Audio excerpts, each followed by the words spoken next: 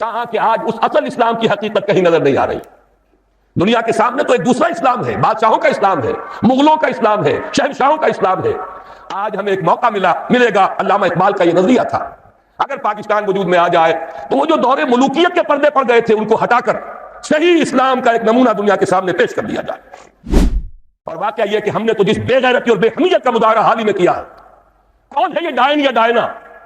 اس کا یہ اعزاز، جبکہ محمد عربی صلی اللہ علیہ وسلم نے یہ فرمایا من وقر صاحب بدعت فقد اہان علی حدم الاسلام. جس شخص نے کسی بدعتی کی، ابھی یہاں کافر کی بات نہیں ہو رہی، اس نے کسی بدعتی کی توقیر کی، اس نے اسلام کی بنیادیں کھودنے کا کام کیا ہے، اس میں تعاون کیا ہے. یہاں تک فرمایا من مشى مع فاسق ليقضيه غضب اللہ تعالی واہتز له العرش. جو شخص کسی فاسق کے ساتھ چلتا ہے کہ اسے تقویت پہنچائے، اللہ غضبناک ہوتا ہے، اور اس درجے غضبناک ہوتا ہے کہ اس کا عرش کانپنے لگتا ہے. یہ تعلیمات ہے محمد عربی صلی اللہ علیہ وسلم کی، اور ہم اپنی اس بدترین غلامانہ ذہنیت کا آج تک مظاہرہ کر رہے ہیں.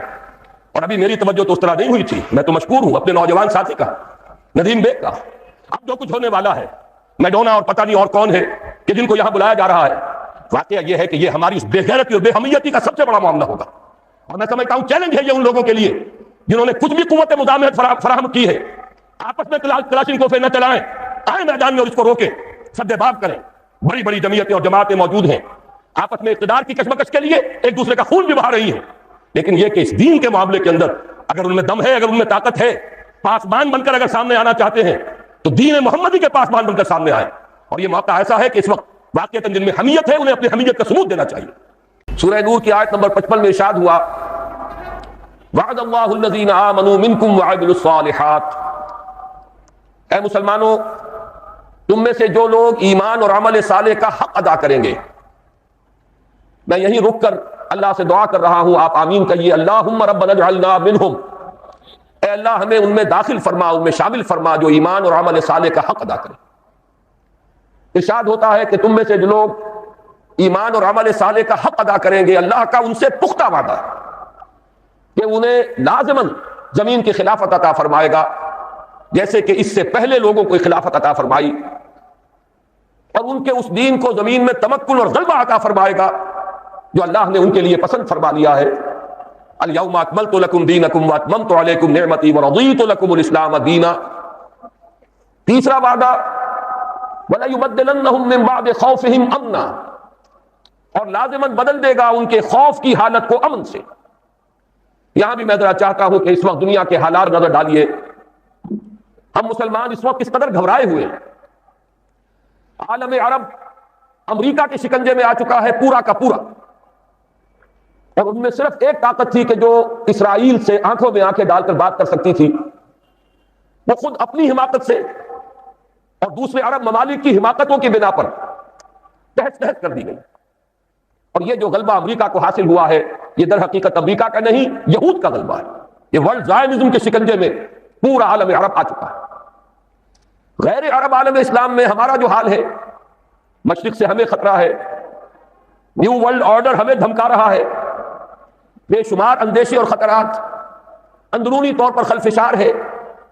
امن تو بس ایک کہنے کی بات رہ گئی ہے. لیکن اللہ کا تیسرا وعدہ اس آیت میں یہ ہے کہ اگر ایمان اور عمل صالح کا حق ادا کرو گے تو وہ تمہاری خوف اور بد امنی کی حالت کو امن اور چین کی حالت سے لازماً بدل دے گا. یہ تینوں وعدے آئے ہیں بڑے ہی تاکید کے ساتھ. عربی زبان میں اہل علم یہاں موجود ہیں، عربی زبان میں اس سے زیادہ تاکید کا اسلوب ہے ہی نہیں. فعل مضارع سے پہلے لام مفتوح اور پھر نون مشدد، لَيَسْتَخْلِفَنَّهُمْ نمبر 1 لازماً خلافت عطا فرمائے گا زمین کی. وَلَا يُمَكِّنَنَّ لَهُمْ دِينَهُمُ الَّذِي ارْتَضَىٰ لَهُمْ، اور لازماً ان کے اس دین کو جو اللہ نے پسند فرما لیا ہے زمین میں غلبہ عطا کرے گا. وَلَا يُبَدِّلَنَّهُم مِّن بَعْدِ خَوْفِهِمْ أَمْنًا، اور لازماً بدل دے گا ان کے خوف کی حالت کو امن کی حالت سے. اس کا نتیجہ کیا نکلے گا؟ میرے رفیق کار چودھری رحمت اللہ بٹر صاحب اس کی طرف اشارہ کر چکے ہیں. یعبدوننی لا یشرکون بی شیئا، پھر وہ میری ہی بندگی کریں گے اور میرے ساتھ کسی شے کو شریک نہیں ٹھہرائیں گے. یہ بات اس وقت اجمالاً صرف عرض کر سکتا ہوں کہ شرک صرف عبادت میں نہیں ہے، شرک صرف عقیدے میں نہیں ہے، شرک سیاسی بھی ہے. غیر اللہ کی حاکمیت اس دور کا سب سے بڑا شرک ہے. سروری زیبا فقط اس ذات بے ہمتا کو ہے، حکمراں ہے ایک وہی، باقی بتانے حاضری۔ وہ غیر اللہ کوئی فرد ہو، کوئی فرعون ہو، کوئی نمرود ہو، یا کوئی ایک قوم ہو جو دوسری قوم پر حاکم بن کر بیٹھ جائے، یا خود کسی ملک کے عوام ہو جو حاکمیت کے دعوے دار بن کر کھڑے ہو جائیں، یہ سب کے سب در حقیقت فرائض ہے، نمارے دار، اور اس نظام کو تسلیم کرنا سب سے بڑا شرک۔ لہذا یعبدوننی لا یشرکون بی شیئا، یہ نتیجہ ہے انفرادی سطح پر اللہ کی بندگی، توحید کا اقرار، نماز بھی اسی کے لیے، قربانی بھی اسی کی، ان صلاتی و نسکی و محیای و مماتی للہ رب العالمین، اور اجتماعی سطح پر نظام خلافت، انسان حاکم نہیں خلیفہ ہے۔ وَإِذْ قَالَ رَبُّكَ لِلْمَلَائِكَةِ إِنِّي جَاعِلٌ فِي الْأَرْضِ خَلِيفَةً یا داؤد اِنَّا جَعَلْنَاكَ خَلِيفَةً فِي الْأَرْضِ، انسان حاکم نہیں خلیفہ ہے۔ آخری ٹکڑا اس آیت مبارکہ کا وہ میرے اور آپ کے لیے ایک لمحہ فکریہ ہے۔ اللہ نے اتنے وعدے کر دیے، اتنی تاکید کے ساتھ کر دیے، اتنے پختہ وعدے کر دیے، وَمَنْ كَفَرَ بَعْدَ ذَلِكَ، جو شخص اس کے بعد بھی کفر اختیار کرے گا، اور جنرل صاحب نے ابھی آپ کو 3 آیتیں سنا دی سورہ مائدہ کی، مَن لَمْ يَحْكُم بِمَا أَنزَلَ اللَّهُ فَأُولَٰئِكَ هُمُ الْكَافِرُونَ وَمَن لَمْ يَحْكُم بِمَا أَنزَلَ اللَّهُ فَأُولَٰئِكَ هُمُ الْفَاسِقُونَ وَمَن لَمْ يَحْكُم بِمَا أَنزَلَ اللَّهُ فَأُولَٰئِكَ هُمُ الظَّالِمُونَ۔ اللہ کے حکم کے سوا کسی حکم کے مطابق فیصلہ کرنا، یہی تو شرک ہے، یہی تو ظلم ہے، یہی تو فسق ہے، یہی تو کفر۔ بتوں سے تجھ کو امید ہے، خدا سے نومیدی، مجھے بتا تو صحیح اور کافری کیا ہے۔ تو جو اس کے بعد بھی کفر پر اڑے رہے، اپنی حاکمیت کے دعوے دار رہے، یا غیر اللہ کی حاکمیت پر راضی رہے، فَأُولَٰئِكَ هُمُ الْفَاسِقُونَ، تو جان لو کہ وہی فاسق ہے۔ اور یہاں فسق کا لفظ اسی معنی میں آیا ہے جس معنی میں سورہ کہف میں آیا ہے، ابلیس کے بارے میں۔ وَإِذْ قُلْنَا لِلْمَلَائِكَةِ اسْجُدُوا لِآدَمَ فَسَجَدُوا إِلَّا إِبْلِيسَ كَانَ مِنَ الْجِنِّ فَفَسَقَ عَنْ أَمْرِ رَبِّهِ، وہ اپنے رب کے حکم سے نکل بھاگا، اس نے رب کے حکم سے سرتابی کی، سرکشی کی، بغاوت کی۔ اتنے پختہ وعدوں کے بعد بھی امت مسلمہ اگر خلافت کے نظام کو قائم نہ کرے، اور خلافت عرضی کا جو وعدہ اللہ نے کیا ہے اس کے اپنے آپ کو مستحق نہ بنائے، تو اس سے بڑا کفر، اس سے بڑا شرک، اس سے بڑی ناشکری، اس سے بڑی ناقدری کوئی اور نہیں ہے۔ تو میرے اور آپ کے لیے یہ لمحہ فکریہ ہے کہ کہیں میں اور آپ اس ذیل میں شامل نہ ہو جائیں۔ جو حدیث میں نے آپ کو سنائی مسند احمد بن حنبل کی روایت ہے، راوی حضرت مقداد بن الاسود رضی اللہ تعالی عنہ مہاجرین میں سے ہیں، اور یہی وہ صحابی ہے جنہوں نے غزوہ بدر سے قبل جب حضور نے محفل مشاورت منعقد کی تھی، اس وقت ایک بڑا پیارا جملہ کہا تھا کہ یا رسول اللہ صلی اللہ علیہ وسلم، آپ ہمیں موسیٰ کے ساتھیوں پر قیاس نہ کیجئے جنہوں نے کہہ دیا تھا فَاذْهَبْ أَنْتَ وَرَبُّكَ فَقَاتِلَا إِنَّا هَاهُنَا قَاعِدُونَ۔ ہم موسیٰ کے ساتھی نہیں، محمد کے صحابی ہیں رضی اللہ تعالی عنہم اجمعین وصلی اللہ علیہ وآلہ وسلم۔ آپ حکم دیجئے، جو حکم دیں گے ہم ہر قربانی دینے کے لیے تیار ہیں۔ آپ حکم دیجئے، کیا عجب کہ اللہ تعالیٰ آپ کو ہمارے ذریعے آنکھوں کی ٹھنڈک عطا فرمائے۔ وہ ہے مقداد ابن اسود جو روایت کر رہے ہیں حضور کا قول، بہت بڑی خوشخبری، بہت بڑی خوشخبری، بہت بڑی خوشخبری۔ اگرچہ ہم یقین کے ساتھ نہیں کہہ سکتے کہ اس خوشخبری کا ظہور کب ہوگا، ابھی اس میں کتنا وقت باقی ہے، لیکن جس شخص کا ایمان ہے محمد رسول اللہ صلی اللہ علیہ وسلم کی رسالت پر اور نبوت پر اور آپ کی صداقت پر، اس کے دل میں کوئی شائبہ بھی شک کا اور ریب کا پیدا نہیں ہو سکتا کہ یہ بات ہو کر رہے گا۔ اور وہ بات کیا ہے؟ حضور فرماتے ہیں زمین پر کوئی گھر نہیں بچے گا، نہ اینٹ گارے کا بنا ہوا گھر اور نہ ہی کوئی کمبلوں کا بنا ہوا خیمہ جس میں کہ اللہ اسلام کو داخل نہ کر دے۔ ہاں، اس داخلے کی 2 شکلیں ہو سکتی ہیں، یا تو اس گھر اور خیمے والے کے اعزاز کے ساتھ اللہ کا دین اس کے گھر میں داخل ہوگا، یا اس کی توہین اور تذلیل کے ساتھ داخل ہوگا۔ یہ ذرا نوٹ کر لیجیے الفاظ اس حدیث مبارکہ کے۔ میں اس وقت صرف اس خوشخبری کی طرف آپ کی توجہ مرتب کرا رہا ہوں۔ یہ عز عزیز اور ذل ذلیل کا مفہوم کیا ہے یہ انشاءاللہ میں بعد میں عرض کروں گا۔ اب اس تمہید کے بعد میں آپ اپنے آج کے خطاب کے بارے میں ایک بات عرض کر رہا ہوں۔ یہ خطاب اس اعتبار سے بہت مختلف ہوگا کہ میں اس میں کوئی جوش خطابت دکھانے کا ارادہ نہیں رکھتا، میں کچھ افہام و تفہیم کا انداز اختیار کرنا چاہتا ہوں۔ خلافت ہر مسلمان کے دل کی آرزو ہے، لیکن وہ خلافت ہے کیا؟ اس کا مطلب کیا ہے؟ اگر وہ نظام قائم ہو جائے تو ہماری سیاست میں، ہماری معیشت میں، ہماری معاشرت میں کیا بنیادی تبدیلیاں آئیں گی؟ جب تک ذہن اس پر صاف نہ ہو، جب تک یہ تصورات واضح نہ ہو جائے، ہم قدم آگے نہیں بڑھا سکیں۔ چونکہ ابھی ہم اس تحریک کا آغاز کر رہے ہیں، لہذا ہم چاہتے ہیں کہ بات کو افہام و تفہیم کے انداز میں رکھا جائے، بات سمجھی جائے اور سمجھائی جائے۔ اسی لیے آپ نے دیکھا کہ آج ہم نے پہلے سے ایک 4 ورقہ آپ کو تقسیم کر دیا ہے۔ میں اس 4 ورقے میں جو چند نکات آئے ہیں نمبر وار، انہی کے حوالے سے آج اپنی گفتگو کروں گا، اور اگر آپ حضرات بھی اپنے ہاتھوں میں اس کو کھول لیں تو کوئی حرج نہیں۔ یہ اندیشہ نہ کیجئے کہ میں وہ پڑھ کر سناؤں گا، لیکن یہ کہ آپ کو اندازہ ہوتا چلا جائے گا کہ میری گفتگو کا کتنا حصہ مکمل ہو گیا ہے۔ اس میں پہلا عنوان ہے پاکستان کی اساس اور مقصد کیا ہے۔ وہ بات جو ابھی جنرل صاحب نے فرمائی، وہ نعرہ پاکستان کا مطلب کیا، لا الہ الا اللہ، میں خود ان لوگوں میں سے ہوں، ان نوجوانوں میں سے جس نے یہ نعرے لگائے ہیں۔ مسلم اسٹوڈنٹ فیڈریشن کا ضلع حصار کا میں جنرل سیکرٹری تھا، 1.5-2 سال پوری مشقت کی، لہذا میں آج صرف اس نعرے کا حوالہ نہیں دے رہا، بات چونکہ سمجھانی پیش نظر ہے، میں نے اس جگہ پر 2 عظیم شخصیتوں کا حوالہ دیا ہے، اور ان دونوں میں آپ نوٹ کریں گے، چاہے بعد میں جا کر مطالعہ کریں، میں نے ایک فرق قائم کیا ہے۔ پاکستان کا مصور اور مجوز اور مفکر علامہ اقبال تھے، پاکستان کے معمار اور مؤسس قائد اعظم تھے۔ ان الفاظ کی بڑی اہمیت ہے، اس لیے کہ نقشہ بنانا، تفکر، تصور یہ دوسرا کام ہے، اور بالفعل کوئی عمارت بنانا اس کے کچھ اور تقاضے ہیں۔ ہمارے یہ 2 عظیم رہنما، ان میں یہ فرق و تفاوت سامنے رہنا چاہیے کہ پاکستان کے مصور و مفکر علامہ اقبال تھے، جبکہ معمار، اس کے مؤسس، اس کے بانی قائد اعظم تھے۔ میں نے ان دونوں کے حوالے سے یہاں باتیں کی ہیں۔ علامہ اقبال کا خطبہ الہ آباد اہم ترین سنگ میل کی حیثیت رکھتا ہے تحریک پاکستان میں۔ افسوس کہ اس وقت اسے نگاہوں سے اوجھل کر دیا گیا، اس میں کچھ باتیں ایسی بھی ہیں جو شاید سب لوگوں کو پسند نہ ہو۔ یہاں پہ میں نے 3 باتوں کا حوالہ دیا ہے۔ علامہ اقبال نے بر عظیم پاک و ہند کے شمال مغرب میں ایک مسلمان مملکت کے قیام کے 3 مقاصد بیان کیے۔ نمبر 1 یہ کہ یہ متحدہ ہندوستان میں جو مسلم ہندو کشمکش اور کشاکش چل رہی تھی، یہی اس کا واحد حل ہے۔ نمبر 2 یہ کہ اس ذریعے سے مسلمانوں کو یہ موقع مل جائے گا کہ اسلام کا جو حقیقی نظام تھا، جو محمد عربی صلی اللہ علیہ وسلم نے عطا فرمایا اور ایک انقلابی جد و جہد کے ذریعے سے قائم فرمایا، جس کا اصل نمونہ خلافت راشدہ ہے، لیکن جس پر بعد کے دور ملوکیت میں پردے پڑ گئے ہیں، اسلام کی بہت سی حقیقتیں چھپ گئی، بادشاہی، ملوکیت، جاگیرداری، سرمایہ داری کے اس کے اوپر پردے پڑتے چلے گئے، تاہاں کہ آج اس اصل اسلام کی حقیقت کہیں نظر نہیں آ رہی۔ دنیا کے سامنے تو ایک دوسرا اسلام ہے، بادشاہوں کا اسلام ہے، مغلوں کا اسلام ہے، شہنشاہوں کا اسلام ہے۔ آج ہمیں ایک موقع ملے گا، علامہ اقبال کا یہ نظریہ تھا، اگر پاکستان وجود میں آ جائے تو وہ جو دور ملوکیت کے پردے پڑ گئے تھے ان کو ہٹا کر صحیح اسلام کا ایک نمونہ دنیا کے سامنے پیش کر دیا جائے۔ علامہ اقبال نے تیسری بات بھی کہی تھی، اور موجودہ حالات میں وہ بہت ریلیونٹ تھے۔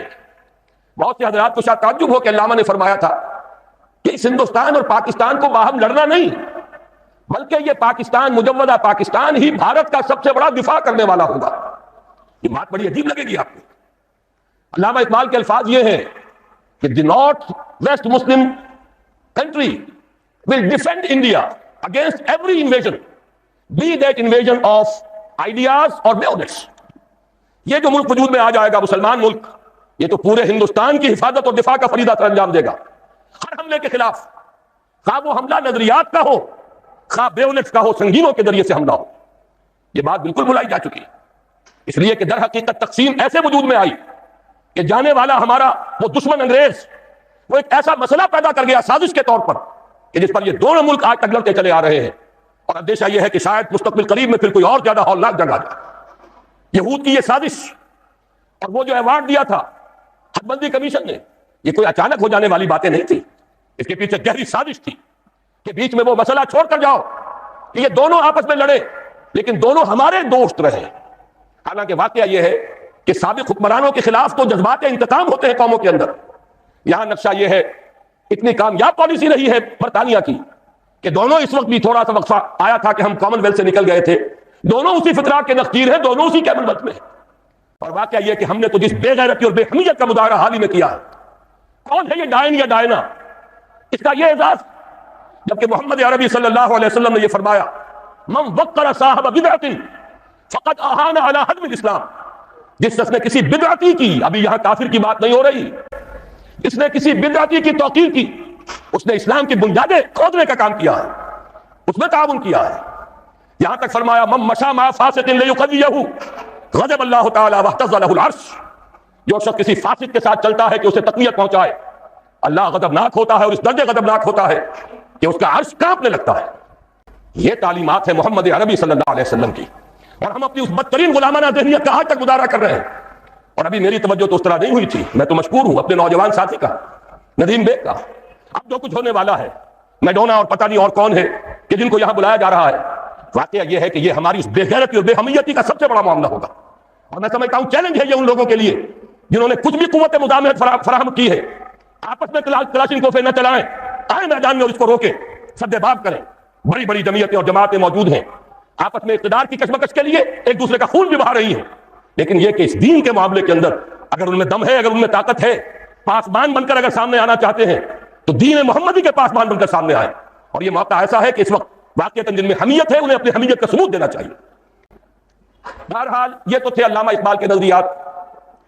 قائد اعظم کا میں صرف ایک جملہ یہاں سناؤں گا. قائد اعظم کی اگرچہ بدقسمتی سے ایک تقریر وہ بھی ہے جس کے اندر ایک جملہ ایسا نزاعی بن گیا جس سے دشمنان اسلام نے اور سیکولرزم کے علمبرداروں نے بہت فائدہ اٹھایا. کاش کہ قائد اعظم وہ الفاظ نہ کہتے, لیکن یہ کہ اس کی ایک توجیہ ہے جس کو یہاں بیان کرنا ممکن نہیں ہے وقت کی کمی کے باعث. لیکن ان کے وہ ساری تقریریں دور تحریک پاکستان کی اور اس ایک خاص تقریر کے بعد کی تمام تقریریں ایک ہی مضمون پر گواہی دے رہی ہیں, جس کی نمائندگی کرتا ہے ان کا ایک بہت عمدہ تاریخی جملہ جو علامہ اقبال کے اس فکر کے بہت قریب ہے. انہوں نے فرمایا ہمیں پاکستان اس لیے چاہیے کہ عہد حاضر میں اسلام کے اصول حریت و اخوت و مساوات کا ایک عملی نمونہ دنیا کے سامنے پیش کر دیں. یہ مقصد تھا پاکستان کا, مفکر و مصور پاکستان کے نزدیک بھی اور معمار اور مؤسس پاکستان کے نزدیک. لیکن ہوا کیا ہے؟ میری دوسری بات, ہماری کوتاہی اور کوتاہ نظری. ایک بات کافی ہے, شمسی حساب سے ہم 45 سال پورے کر کے 44 سال پورے کر کے 45ویں میں قدم رکھ چکے. قمری حساب سے 45.5 سال ہو چکے. جیسا کہ جنرل صاحب نے فرمایا, وہی نظام جو کا تو اوپر سے لے کر نیچے تک اثر تا پا, جس کی میں بعد میں قدر وضاحت نہیں کروں گا. وفاداری بشرط استواری عین ایمان ہے. ہم نے بالکل اس کے مصداق اس نظام کو جو کا تو قائم رکھا ہوا, سرے منہ فرق نہیں آیا. یہ تو خیر وہ بات ہے کہ جس پر مزید آپ کا وقت لینے کی ضرورت نہیں ہے, رائٹنگ آن دی وال ہے, ہر شخص جانتا ہے. لیکن میں ایک خاص بات کی طرف توجہ دلانا چاہتا ہوں. ظاہر بات ہے مسلم لیگ سے چونکہ اس میں ہر قسم کے لوگ شریک تھے اور انہوں نے صرف قیام پاکستان کا پروگرام دیا تھا, یہ توقع ہی نہیں تھی کہ وہ اسلام یہاں لا سکتے ہیں. لیکن یہ کہ یہاں علماء بھی تو تھے, دینی جماعتیں بھی تو تھی. بعض علماء بڑے چوٹی کے علماء مسلم لیگ میں شامل تھے, مولانا شبیر احمد عثمانی رحمۃ اللہ علیہ. بہرحال ان کا احسان ہے کہ ان کی آخری دھمکی جو انہوں نے دی تھی کانسٹیٹیوشن اسمبلی میں, اس کے نتیجے میں قرارداد مقاصد پاس ہو گئی, وہ کم سے کم اپنا حق ادا کر گئے. لیکن یہ کہ دوسری جماعتیں بھی تو یہاں رہی ہیں, علماء کرام بھی تو ہیں, ہمارے عام لوگوں کی بہت بڑی تعداد ان کی بات سنتی ہے. اگر یہ لوگ صحیح رخ پر چلتے تو یہاں یہ نظام برقرار نہیں رہ سکتا تھا. اصل ذمہ داری ان کی ہے, انہوں نے سیاست کے کھیل میں شریک ہو کر اپنا وقت ضائع کیا ہے.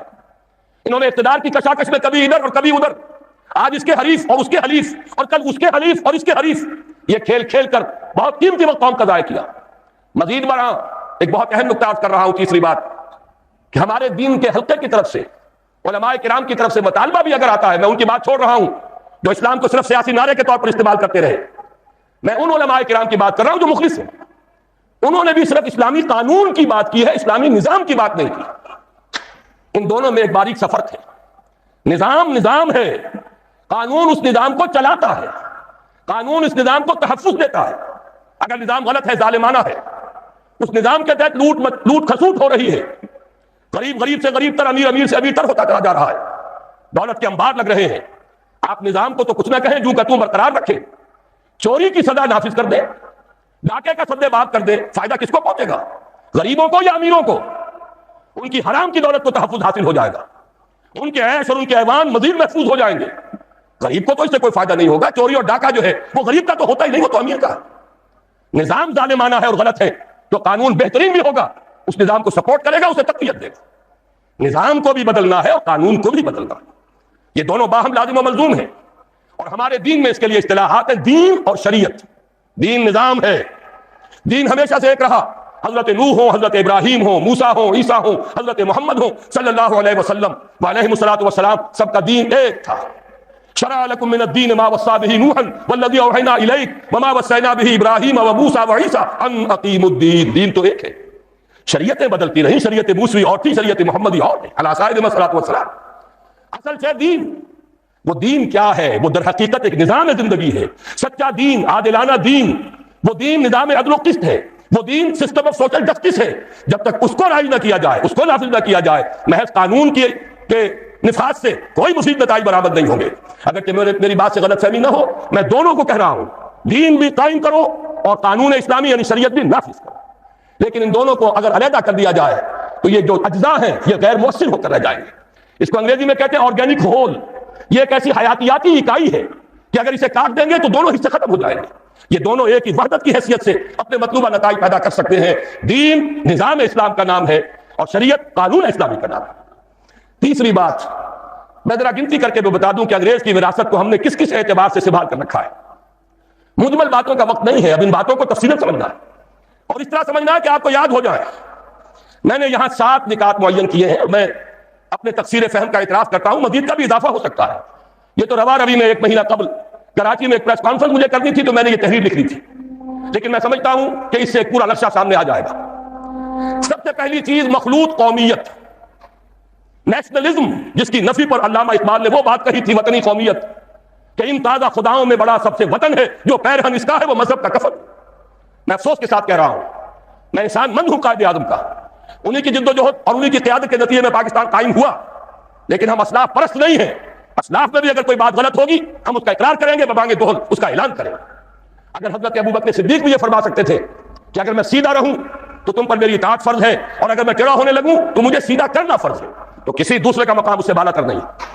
افسوس کہ قائد اعظم نے جو الفاظ 11 اگست 1947 کو کہے پاکستان کے بارے میں تصور دیتے ہوئے، Muslims will cease to be Muslims and Hindus will cease to be Hindus, not in the religious sense because religion is the private affair of the individuals, but in the political sense۔ میرے نزدیک یہ مخلوط قومیت کا وہ تصور ہے ان الفاظ سے جو نکلتا ہے۔ توجیہ میں نے بھی کی ہے ان کے اس قول کی، میری کتاب استحکام پاکستان میں جو باب اس پر ہے اس پر میں نے مفصل توجیہ کی، لیکن الفاظ ایسے ہیں بدقسمتی سے، جیسا کہ میں نے ابتدا میں عرض کیا تھا کہ سیکولرزم کے لمبرداروں کو اس سے دلیل ملی ہے۔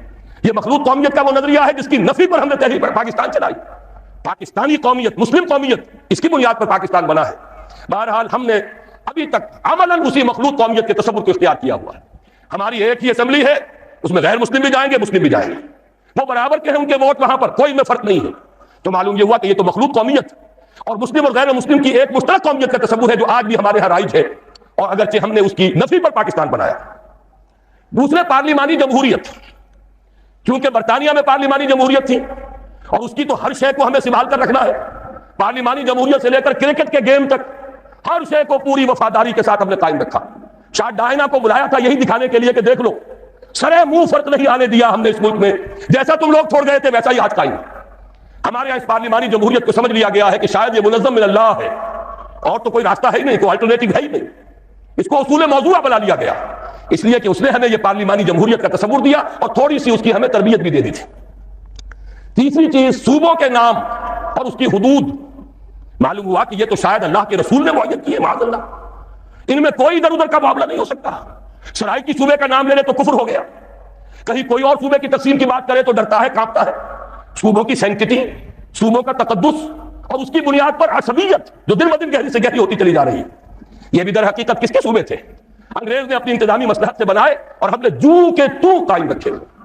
نئے ضلع وجود میں آ گئے، نئی کمشنریاں وجود میں آ گئیں، لیکن صوبوں کی حدود یہ تو مقدس گائے ہے، سیکریٹ کاؤ، سیکروسینکٹ، اس میں کہیں کوئی تبدیلی نہیں آ سکتی۔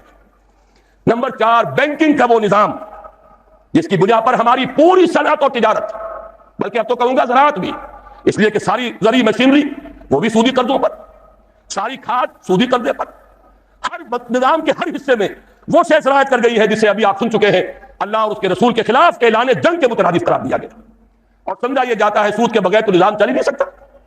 میرے نزدیک یہ کلمہ کفر ہے، یہ اللہ تعالیٰ کے خلاف بد اعتمادی کا ووٹ ہے۔ یا تو اللہ کو علم نہیں تھا معاذ اللہ کہ ایک دور وہ بھی آئے گا کہ سود کے بغیر نظام چل نہیں سکے گا، اور اس نے وہ شے حرام کر دی جو لازمی تھی۔ وہ تو کہتا ہے لا یکلف اللہ نفسا الا وسعها، انسانی وسعت سے بڑھ کر تو وہ کسی شے کا بوجھ نہیں ڈالتا۔ معلوم ہوا کہ ہمیں نہ اللہ پر یقین ہے نہ اس کے رسول پر اعتماد۔ نمبر 5، جوئے، سٹے اور لاٹری کی لعنت جو ہمارے ہاں بڑھتی چلی جا رہی ہے۔ یہ کہا جا سکتا ہے کہ واقعتاً سود تو ایسی شے ہے کہ ایک دفعہ اگر اسے ہٹائیں گا تو زلزلہ ضرور آئے گا۔ ہمارے نزدیک وہ زلزلہ بہت مبارک زلزلہ ہوگا جو سود کو ختم کرنے کے نتیجے میں آئے اور اسی سے خیر برآمد ہوگا، لیکن یہ جوئے اور سٹے اور لاٹری کے ذریعے سے بھی کوئی زلزلہ آ جائے گا۔ اگر ان کو ختم کر دیا جائے تو قیامت آ جائے گی، جسے قرآن کہتا ہے رجس من عمل الشیطان، یہ ساری فارورڈ ٹریڈنگ، یہ ہمارے سارے اسٹاک ایکسچینج اور یہ بڑی بڑی لاٹریز، کبھی فیٹمید ہے اور کبھی سیف گیمز کی ہے، جس کے ٹکٹ یہاں بلیک میں بکتے ہیں، جس کی پبلسٹی اس پیمانے پر ہوتی ہے کہ جوئے کی اتنی ترغیب و تشویق شاید پوری انسانی تاریخ میں کبھی نہ ہوئی۔ کیوں جاری ہے؟ اس لیے کہ انگریز چھوڑ گیا تھا۔ یہ سارے اسٹاک ایکسچینج اس نے بنائے تھے، یہ لاٹریوں کا نظام اس نے دیا تھا۔ نمبر 6، جاگیرداری اور غیر حاضر زمینداری کا نظام جوں کا توں رکھا ہوا ہے۔ 2 دفعہ کی نام نہاد اصلاحات جنہوں نے کہ واقعتاً کوئی فرق واقع نہیں کیا۔ جاگیرداری جوں کی توں مسلط، غیر حاضر زمینداری جوں کی توں موجود، جبکہ واقعہ یہ ہے بھارت کم سے کم ہم سے اس معاملے میں پیش قدمی کر گیا۔ سرمایہ داری اور سود اور جوا اور سٹہ اور رشوت، یہ ساری لعنتیں وہاں بھی ہیں جو یہاں ہیں، لیکن ایک قدم وہ اٹھا گیا تھا اور اسی کے نتیجے میں وہاں سیاسی توازن رہا، کم سے کم 40 برس تک سیاسی استحکام رہا، اور وہ تھا جاگیرداری کا خاتمہ۔ پہلے قدم اٹھایا۔ یہ ہمارے ہاں جاگیرداروں کا کھیل ہے، سیاست ان کا مشغلہ ہے، سیاست ان کا کاروبار ہے، اور وہی لوگ ہیں جو چھائے ہوئے ہیں۔ آج وہی انڈسٹریلسٹ بھی ہیں، انہی کی اولاد جو ہے، چاہے وہ سول سروسز ہوں اور بہت سے وہ خود آرمی کے آفیسرز میں، وہ انہی کی نسلیں جو ہے وہ چلی آ رہی ہیں۔ اگرچہ یہ کہ آرمی میں ہمارا کامن مین بھی کافی گیا ہے، یہاں قربانی دینے کا معاملہ ہوتا ہے، لیکن یہ کہ سول بیوروکریسی تو تقریباً پوری کی پوری نہیں پر مشتمل ہے، اور یہ جاگیرداری جو کی تو قائم ہے۔ 7ویں چیز، مخلوط معاشرت۔ مخلوط قومیت سے میں نے بات شروع کی تھی اور مخلوط معاشرت پر ختم کر رہا ہوں۔ شانہ بشانہ، قدم بقدم، اختلاط مرد و زن ہر میدان میں برابر، کہیں نہ سطر رہا، نہ حجاب رہا، نہ پردہ رہا۔ میں نے تو پردہ ہندوستان میں دیکھا ہے جا کر، برقعے وہاں دیکھے ہیں، پاکستان میں تو برقع دیکھنے میں کہیں نظر نہیں آتی۔ میں نے حیدرآباد دکن میں دیکھا ہے۔ میرے 3 لیکچر ہوئے تھے حقیقت شرک کے موضوع پر مکہ مسجد میں، جس میں 5000 کے قریب مجھے بتایا گیا خواتین تھی، 15000 مرد تھے، مسلسل 3 دن۔ یہ آج سے تقریباً 6 سال پہلے کی بات ہے، لیکن وہاں میں نے وہ جب جلسہ ختم ہوا ہے، ہر عورت کو دیکھا کہ وہ برقعے میں تھی، مکمل برقعے کے اندر۔ لیکن یہاں تو آپ کراچی میں جا کر دیکھیے، برقع نام کی کوئی شے نہیں، وہ تو آپ یوں سمجھیے کہ وہ معروف نہیں منکر بن گیا ہے، اب اس کے اوپر فتنہ چست ہوتے ہیں۔ یہ مخلوط معاشرت جو ہے، جس کی وجہ سے کہ مغرب میں شرم و حیا کا دیوالہ نکلا، گھر کا سکون ختم ہو گیا۔ ان سے پوچھئے، روتے ہیں، ان کا گھر کا خون، فیملی لائف شٹر ہو چکی، خاندان کا نظام درہم برہم ہو گیا، اولاد الٹی پھرتی ہے، میاں بیوی دونوں کام پر گئے ہوئے ہیں، شام کو تھکے ہوئے آئے ہیں، بچے اگر آ گئے اسکولوں سے واپس تو اب جو کچھ کر رہے ہیں کوئی ان کی دیکھ بھال کرنے والا نہیں۔ جو کچھ کریں گے بچے، وہ ٹین ایجرز ہوں یا ان سے بھی چھوٹے ہوں، جنہوں نے اکثر وقت جو ہے ٹیلی ویژن دیکھ کر گزارا ہو، وہ جو کچھ کریں گے اس کا قیاس آپ کر لیجئے، مجھے یہاں کہنے کی کوئی ضرورت نہیں۔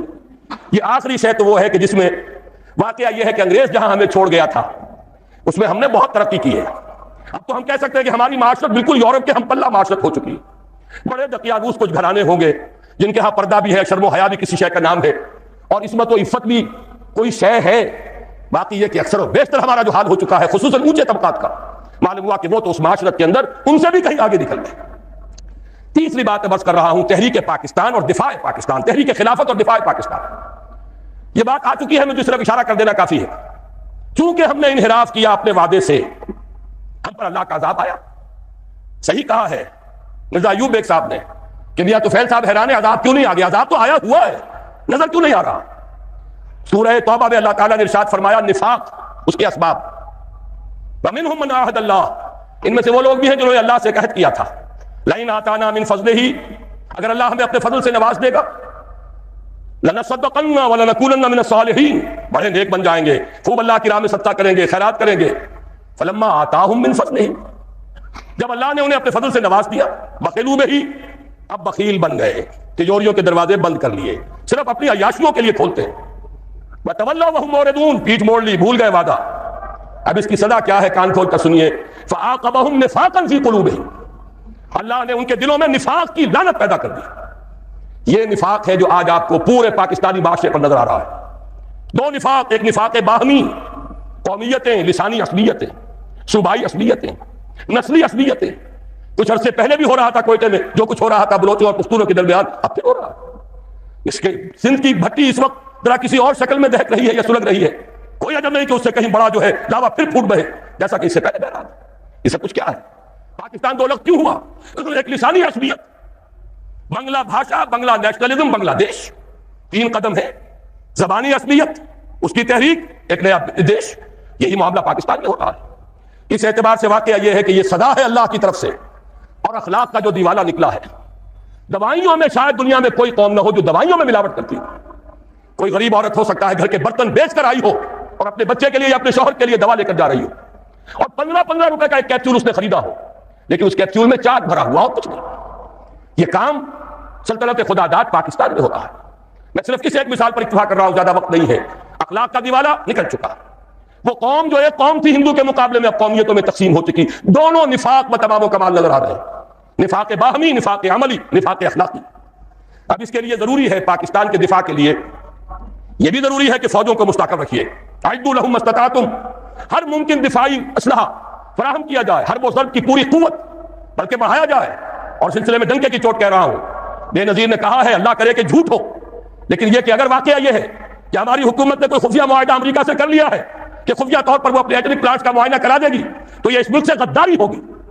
ہمیں اپنے تحفظ کے لیے ہر ممکن صورت، یہ اللہ کا حکم ہے، اعدوا لهم ما استطعتم من رباط الخیل، جو بھی سامان ہے وہ بھی فراہم کرو اور گھوڑے بھی تیار رکھو. ترہبون بہ عدوکم وعدو اللہ، تاکہ تم ڈرا سکو، ہیبت طاری کر سکو اپنے دشمنوں پر بھی، اللہ کے دشمنوں پر بھی. یہ سارے کام ہمیں کرنے ہیں. اس کے ساتھ ہی دوستوں سے معاہدے کیجئے. چین کے ساتھ معاہدہ سب سے اہم ہے، اس لیے کہ ایک ہی ایٹمی طاقت ہے جو اس وقت امریکہ اور یہودیوں کے تسلط سے باہر ہے. باقی بھارت کے ساتھ جو پینگیں بڑھ رہی ہیں، بھارت نے جس طرح ان کا سارا معاشی نظام جو کا تو قبول کر لیا ہے، جس طرح اس نے ملٹی نیشنل جو کارپوریشن ہیں ان کے لیے اپنی مارکیٹ کھول دی ہے، اب وہ تو ان کے لیے کوئی اجنبی ملک نہیں رہا. اس کی وہ غیر جانبداری ختم ہوئی. میرے اسلام کو اب قصہ ماضی سمجھو، لہذا اس کا نتیجہ وہی ہے، ہنس کے وہ بولی کہ پھر مجھ کو بھی راضی سمجھو. تو امریکہ اب ہندوستان سے، بھارت سے تو راضی ہے. اب تو ایک ہی ہے جو کھٹک رہا ہے، ایٹمی طاقت جو مبینہ طور پر اور جو کہ مسلمہ طور پر ایٹمی طاقت ہے جو ابھی باہر ہے. ایک دست ملک سے تیری حال ہی بچا ہوا تھا، کچھ پتا نہیں کب اس کو بھی چرکا لگ جائے. ایک حادثہ اس پر گزر چکا ہے، لیکن یہ کہ ابھی وہ قائم ہے، وہ چین ہے. اس کے ساتھ ہمارا یہ در حقیقت زمینی رابطہ توڑنے کے لیے بین الاقوامی سازش ہے کہ کشمیر کو آزاد کر دیا جائے اور اس کے ساتھ شمالی علاقے بھی شامل کیے جائیں، گلگت بھی اور ہنزا بھی، تاکہ چین کے ساتھ پاکستان کا زمینی تعلق منقطع ہو جائے. یہ تیری بربادیوں کے مشورے ہیں آسمانوں میں. ہمیں ان چیزوں کا شعور چاہیے اور اس کے لیے اپنے دوست اور بھارت کے ساتھ ہر ممکن کوشش مفاہمت کی. اور وہ اسی طرح ہوگی کہ انہیں سمجھایا جائے کہ دیکھو اپنے اصل دشمن کو پہچانو، جو ہمیں آزاد تو کر گیا تھا مجبوراً، لیکن کشمیر کی یہ ہڈی پھینک گیا تھا بیچ میں کہ یہ غرائیں اور لڑیں ایک دوسرے کے ساتھ اور کبھی بھی آپس میں ان کے مابین امن نہ ہو. ان کی ساری دولت ہم کھینچ کر لے جائیں، روس لے جائے بھارت کی دولت اسلحہ کے عوض، امریکہ لے جائے پاکستان کی پوری دولت اسلحہ کے عوض. ہماری غریب لوگوں کی کمائی، اس کا سب سے بڑا لائن شیئر ان سپر پاورز کے پاس جاتا رہا. ایک دوسرے کا خوف، ایک دوسرے سے خطرہ. لہذا وہ کبھی ایک صاحب نے کہا تھا، بات بڑی پتے کی ہے، ہمارا استحصال اور پوری تھرڈ ورلڈ سے جو استحصال اس وقت ہو رہا ہے اس کا سب سے بڑی ذریعہ یہی ہے. امریکہ کی سب سے بڑی صنعت ہی صرف اسلحہ سازی کی صنعت ہے. اور ہو کیا رہا ہے، ایک دفعہ ایک صاحب نے اعداد و شمار کے حوالے سے بتایا، پورے حیدرآباد ڈویژن جو ہمارا کاٹن گروئنگ بڑا ہی عمدہ علاقہ ہے، وہ جتنی روئی پیدا کرتا ہے وہ ساری روئی دے کر ہم صرف ایک F-16 جہاز لے کر آ جاتے ہیں. اور وہ F-16 جہاز، اس کا ایک پرزہ بھی اگر ناکارہ ہو جائے اور جو اصل مالک ہیں وہ اسے ریپلیس کرنے کے لیے تیار نہ ہو تو وہ ہمارے لیے بالکل بیکار. وہ تو پھر جائے گا کہیں کباڑیوں کے ہاں جا کر بکے گا، اس کا کوئی مصرف نہیں. یہ ہوتا رہا ہے 40 برس 45 برس. اور اس میں یہ کہ اس بات کا پورا اندیشہ ہے، بلکہ یہ کہ زائنسٹ لابی کا پروگرام یہ ہے کہ پاکستان کے بھی ٹکڑے کرائیں اور بھارت کے بھی ٹکڑے کرائیں، تاکہ کوئی طاقت نہ رہ جائے جو ان کو کویسچن کر سکے. ہمیں یہ احساس و شعور بھارتیوں کے اندر پیدا کرنا ہے کہ ہم اس کا بیٹھ کر معاملہ کریں، اس کا حل نکالیں. جو وعدے کیے تھے انہیں اب جو تم نے تاکہ نشان پر رکھ دیا تھا ان کو پورا کرو، اور خدا کے لیے آپس میں لڑ مرنے کی بجائے اپنے اصل دشمن کو پہچانو. لیکن ان سب پر مستضاد اصل میں جو ہمارے لیے دفاع ہے وہ تو یہ ہے کہ اللہ کی طرف سے ہمارا دفاع ہو. اور اللہ کا یہ وعدہ ہے، سورہ حج میں فرمایا گیا، ان اللہ یدافع عن الذین آمنوا ان اللہ لا يحب كل كفار اثیم كل خوان کفور اذن للذین یقاتلون بانهم ظلموا وان اللہ علی نصرهم لقدیر. اللہ مدافعت کرے گا اہل ایمان کی طرف سے. اللہ تعالیٰ جو ہے خود مدافع ہوگا. اللہ تعالیٰ کو کفر پسند نہیں ہے، خائن پسند نہیں ہے، ناشکرے اور کافر پسند نہیں ہے. یہ تو مسلمان میدان میں نہ ہو تو بات دوسری ہے، پھر وہ کافروں میں دیکھے گا کس کے اندر زیادہ صلاحیت ہے، اس کو زمین کا قبضہ دے دے گا. لیکن مسلمان ہوں، ثابت کر دیں کہ ایمان اور عمل صالح کا حق ادا کرنے والے مسلمان ہیں، تو کیسے ممکن ہے اللہ کو ان سے کوئی محبت نہیں؟ پھر تو اللہ تعالیٰ دفاع کرے گا اپنے بندوں کی طرف سے، اور اللہ تعالیٰ ان کی نصرت پر قدیر ہے، اس کی قدرت رکھنے والا ہے. جب تک کہ یہ دفاع ہمارے شامل حال نہیں ہوگا، اور وہ کیسے ہوگا؟ جبکہ ہم اللہ کے خلاف جو جنگ کر رہے ہیں اسے بند کریں، اللہ کے ساتھ مفاہمت کریں، مصالحت کریں، صلح کریں. یہ سمجھ لیجیے اسلام کے معنی کیا ہے، گردن نہادن. اگر کوئی مقابلہ تھا سپر انداختن، سپر ڈال دینا. اللہ کے سے اگر کوئی جنگ تھی، کوئی تصادم تھا، ہتھیار پھینک دینا، یہی تو اسلام ہے۔ ہمیں چاہیے بحیثیت قوم، بحیثیت ملک، ہم اللہ تعالیٰ سے جنگ بند کریں، اس کے سامنے اپنے ہتھیار پھینک دیں، اس کی اطاعت قبول کریں، تو اللہ ہمارے دفاع کا ضامن ہے۔ ان اللہ یدافع عن الذین آمنوا ان اللہ لا یحب کل خوان کفور۔ اب آئیے وہ نظام خلافت، جنرل صاحب نے آپ کو بتایا، صحیح بتایا، کوئی عنوان کی تبدیلی مراد نہیں ہے۔ جیسے ہمارے قومی اخبار کے اداریہ نگار کو کوئی شک پیدا ہو گیا تھا، استحزان کہہ دیا کہ موجود ہے یہ صدر مملکت ہے یا سربراہ حکومت ہے، ان کے ہاتھ میں بیعت کر لو خلافت ہو جائے گی، معاذ اللہ۔ بات سمجھ لیجئے، کامل نظام بدلنا ہے۔ جیسے کہ شاہ ولی اللہ دہلوی نے 250 برس قبل نعرہ لگایا تھا، فَتْوَ كُلِّ نِظَامٍ، یہ پورا نظام توڑ پھوڑ کر رکھ دینا ہے، اس کے اجزاء کو علیحدہ علیحدہ کر کے بکھیر دینا ہے۔ ظاہر ہے یہ کام انقلابی جد و جہد کے بغیر نہیں ہو سکتا، یہ ووٹوں کی بھیک مانگ کر نہیں ہو سکتا، یہ محض ریزولوشن پاس کرنے سے نہیں ہوگا، یہ خالی اور خونی نعرے لگانے سے نہیں ہوگا، ایک انقلاب کے ذریعے سے ہوگا، جانیں دے کر ہوگا، قربانیاں دے کر ہوگا۔ لیکن جب ہو جائے گا تو اس کے خد و خال کیا ہوں گے؟ یہ ہیں 10 نکات جو اس میں نے میدان میں دیکھا کہ ایک ایک بینر کی حیثیت سے یہ سامنے رکھے ہوئے، لیکن ظاہر بات ہے پڑھ نہیں سکیں گے آپ، میں اجمالاً ان میں سے ہر ایک کی وضاحت کروں گا۔ سب سے پہلا نقطہ، اللہ کی حاکمیت کا غیر مشروط اقرار، جو بحمد اللہ قرارداد مقاصد میں ہے، لیکن اس کا عملی نتیجہ کتاب و سنت کی غیر مشروط بلا استثناء بالادستی کو تسلیم کرنا دستور میں، جو ہم نے نہیں کیا۔ بڑی ڈینگ ماری، عوام کو دھوکہ دے دیا۔ علماء بھی پہلے تو کچھ بہت بیانات انہوں نے تیکھے دیے تھے، کچھ خیال ہو رہا تھا کہ شاید ہمت کریں گے، بعد میں سب کے سب انکار زیر پر ہو گئے۔ ایک دھمکی ملی، تم IJI کا ٹکٹ پر منتخب ہوئے ہو، سینیٹر بنے ہو، ہمارے بنائے بنے ہو، نہیں بول سکتے، لہذا چپ ہو گئے۔ ورنہ واقعہ یہ ہے، مولانا زاہد الراشدی کا ایک مراسلہ مجھے ملا تھا، وہ تمام علماء کو انہوں نے بھیجا کہ کیا کیا مشروط بالادستی کتاب و سنت کی اسلام میں جائز ہے؟ ہر شخص کہے گا حرام، غیر مشروط بلا استثناء بالادستی، چاہے وہ نظام ہو اور چاہے وہ قانون ہو۔ ہم نے کہا ہے قرآن و سنت کی بالادستی بشرطے کہ وہ ہمارے نظام پر اثر انداز نہ ہو، یہ کلمہ کفر ہے۔ یہ وہ بات ہے جو قرآن کہتا ہے افتؤمنون ببعض الکتاب وتکفرون ببعض فما جزاء من يفعل ذلك منكم الا خزي في الحیاۃ الدنیا ويوم القیامۃ يردون الى اشد العذاب وما اللہ بغافل عما تعملون۔ تو کیا تم ہماری کتاب کے ایک حصے کو مانتے اور ایک کو نہیں مانتے؟ تو جو کوئی بھی یہ کام کرے گا اس کی سزا اس کے سوا کچھ نہیں ہے کہ دنیا کی زندگی میں ذلیل و خوار کر دیے جائیں، جو کہ ہم ہیں اس وقت ہیں۔ آج کیوں ذلیل کے کل تک نہ تھی پسند گستاخی فرشتہ ہماری جناب میں؟ اس کا جواب اس آیت میں ہے، الا خزي في الحیاۃ الدنیا ویوم القیامۃ يردون الى اشد العذاب، اور قیامت کے دن ان کو شدید ترین عذاب میں جھونک دیا جائے۔ اور اللہ غافل نہیں ہے اسے جو تم کر رہے ہو، کس کو دھوکہ دے رہے ہو؟ عوام کو دھوکہ دے لو گے، اللہ کو تو نہیں دے سکتے۔ عوام کو تم نے مطمئن کر دیا، ہم نے نفاذ شریعت ایکٹ پاس کر دیا، وعدہ پورا کر دیا، لیکن یہ کہ اللہ کے ساتھ یہ دھوکے بازی بہت مہنگی پڑے گی۔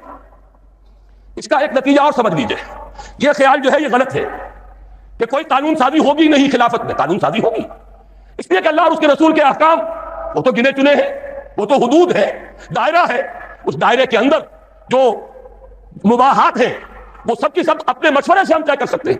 کیا بجٹ بنائیں، ایلوکیشن کیا ہو، ٹیکسیشن کیا ہو، فارن پالیسی کیا ہو، ایجوکیشن پر کیا نظام بنایا جائے، اس میں ایلوکیشن کی سارے کام جو اصل ہے وہ مباحات کا دائرہ ہے، اس کے اندر لیجسلیشن ہو سکتی ہے۔ وہ لیجسلیشن بھی عدالت نہیں کرے گی، وہ مولوی نہیں کریں گے، بلکہ یہ کہ وہی اسمبلی کرے گی، جو علامہ اقبال نے کہا تھا اپنے لیکچرز میں کہ آج کے دور میں اجتہاد بذریعہ پارلیمنٹ ہوگا۔ اس کے کیا معنی ہے؟ یہ نہیں کہ وہاں جاہل لوگ آ جائیں گے تو وہ اجتہاد کریں گے، بلکہ یہ کہ اجتہاد تو اہل علم کریں گے۔ البتہ جس کا اجتہاد نافذ ہوگا وہ ہوگا جسے پارلیمنٹ کی اکثریت تسلیم کرے، اور عدالتوں کو یہ اختیار حاصل ہوگا، جو اعلیٰ عدالتیں ہیں، سپیریئر کورٹس، وہاں ایک عام آدمی بھی جا کر دعویٰ دائر کر سکے گا کہ جناب دستور میں لکھا ہوا ہے کتاب و سنت کے خلاف کوئی قانون سازی نہیں ہو سکتی، فلاں قانون میں ثابت کرتا ہوں کتاب و سنت کے منافی ہے۔ عدالت کو اختیار ہوگا، وہ اس کو کل عدم قرار دے دے، گورنمنٹ کو نوٹس دے، اتنی مدت کے اندر اندر اس کی جگہ پر دوسری قانون سازی کتاب و سنت کے دائرے کے اندر اندر کر لو، خلا کو پر کر دو، ورنہ فلاں تاریخ سے یہ قانون کل عدم۔ یہ ہے پروسیس۔ اس پروسیس کو واقعہ یہ ہے کہ صحیح انداز میں شروع کیا تھا ضیاء الحق نے، نظری طور پر ہر ایک کے ساتھ انصاف کیا جانا چاہیے، جو اس نے کیا ہے اس کا بھی اقرار ہو، جو نہیں کیا ہے اس کا بھی اعلان ہو۔ انہوں نے کیا، شریعت کورٹ بنا دی، اور یہی اصول طے کیا، شریعت کورٹ میں ہر مسلمان جائے، کوئی قانون ہو اس کے بارے میں اگر وہ ثابت کر دیں یہ کتاب و سنت کے منافی ہے، کل عدم ہو جائے گا۔ لیکن کیا نہیں کیا وہ بھی سمجھ لیجئے، شریعت کورٹ بٹھا کر اس کو ہتھکڑیاں بھی پہنا دی، بیڑیاں بھی پہنا دی۔ نہ ہمارے دستور کے بارے میں بول سکتے ہو، چاہے مفتی تقی عثمانی ہو اور چاہے پیر کرم بخش صاحب ہو اور کوئی بھی ہو، چاہے کوئی بڑے سے بڑا عالم نے لا کر بٹھا دیا، دستور پر بات نہیں کر سکتے، عدالتی قوانین پر بات نہیں کر سکتے، مالی قوانین پر بات نہیں کر سکتے، اور تو اور آئینی قوانین پر بھی بات نہیں کر سکتے۔ انا للہ و انا الیہ راجعون۔ کام بڑا اچھا کیا تھا، صحیح کیا تھا، لیکن یہ کہاوت ہے ہمارے ہاں، کوئی مہمان آیا ہو تو کہا جائے جناب یہ سب گھر آپ کا ہے اطمینان سے، لیکن دیکھیے کسی شے کو ہاتھ نہ لگائیے گا۔ یہ حشر ہمارے ہاں ہوا اسلام کے ساتھ، دکھا دی بڑی شریعت کورٹ، جسٹس غلام علی صاحب پہنچ گئے، اور ہمارے صاحب پیر صاحب پہنچ گئے، اور تقی عثمانی صاحب پہنچ گئے، اور بھی بڑے بڑے علماء پہنچ گئے، لیکن یہ کہ ان کو سجا کر بٹھا دیا گیا۔ ان چار طرف بالکل ہاتھ نہ لگانا، دیکھنا بھی نہیں۔ باقی کچھ قوانین ہے، ہوتا رہا ہے، ہوتا رہے گا، لیکن نہ مالیات کا نظام بدلے گا، نہ خاندانی نظام جو ہے اس میں جو کچھ کیا تھا ایک عامر مطلق نے پہلے ایوب خان نے، اور اس کو دوسرے اس عامر نے مسلسل 11 برس تک تحفظ دیا ہے، جس کو تمام اس ملک کے جتنے بھی مسلمہ فرقے ہیں، جتنے مسلک ہیں، سنی، شیعہ، دیوبندی، بریلوی، اہل حدیث، جماعت اسلامی، سب نے یہ کہا کہ یہ غلط ہے، شریعت سے خلاف ہے، شریعت سے تجاوز ہے، لیکن وہ قانون 1962 سے لے کر 1992 آ رہا ہے، 30 برس سے جوں کا توں لاگو۔ اسی میں ضیاء الحق صاحب کے 11 سال بھی، اور اسی میں ہماری شریعت کورٹ کے اتنے سال بھی سب جیت گئے ہیں، لیکن یہ کہ پرنالہ وہیں گر رہا، یہ نہیں ہوگا۔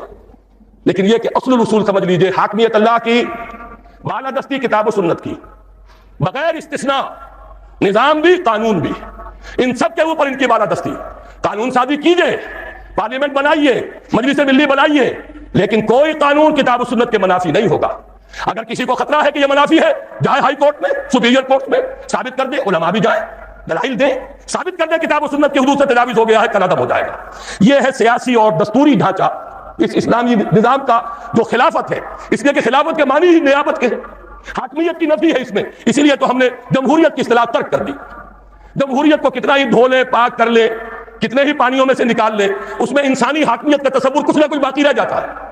حیرت ہوتی ہے علامہ اقبال کے فرزند، وہ شخص جو کہہ گیا اسی شہر لاہور میں دفن ہے، یہ شہر اقبال ہے، شہر لاہور، کہ سرمری زیبا فقط اس ذات بے ہمتا کو ہے، حکمراں ہے ایک وہی باقی بتانے آدری۔ ان کے فرزند ارجمند پارلیمنٹ کی ساورنٹی کا نعرہ لگا رہے ہیں۔ یہ ساورنٹی کا نعرہ لگانا اپنے والد کے فلسفے کی کامل نفی۔ دوسرا نقطہ، مخلوط قومیت کی نفی۔ خلافت میں خلافت المسلمین ہوتی ہے، خلیفہ خلیفت المسلمین ہوتا، غیر مسلموں کا نہیں۔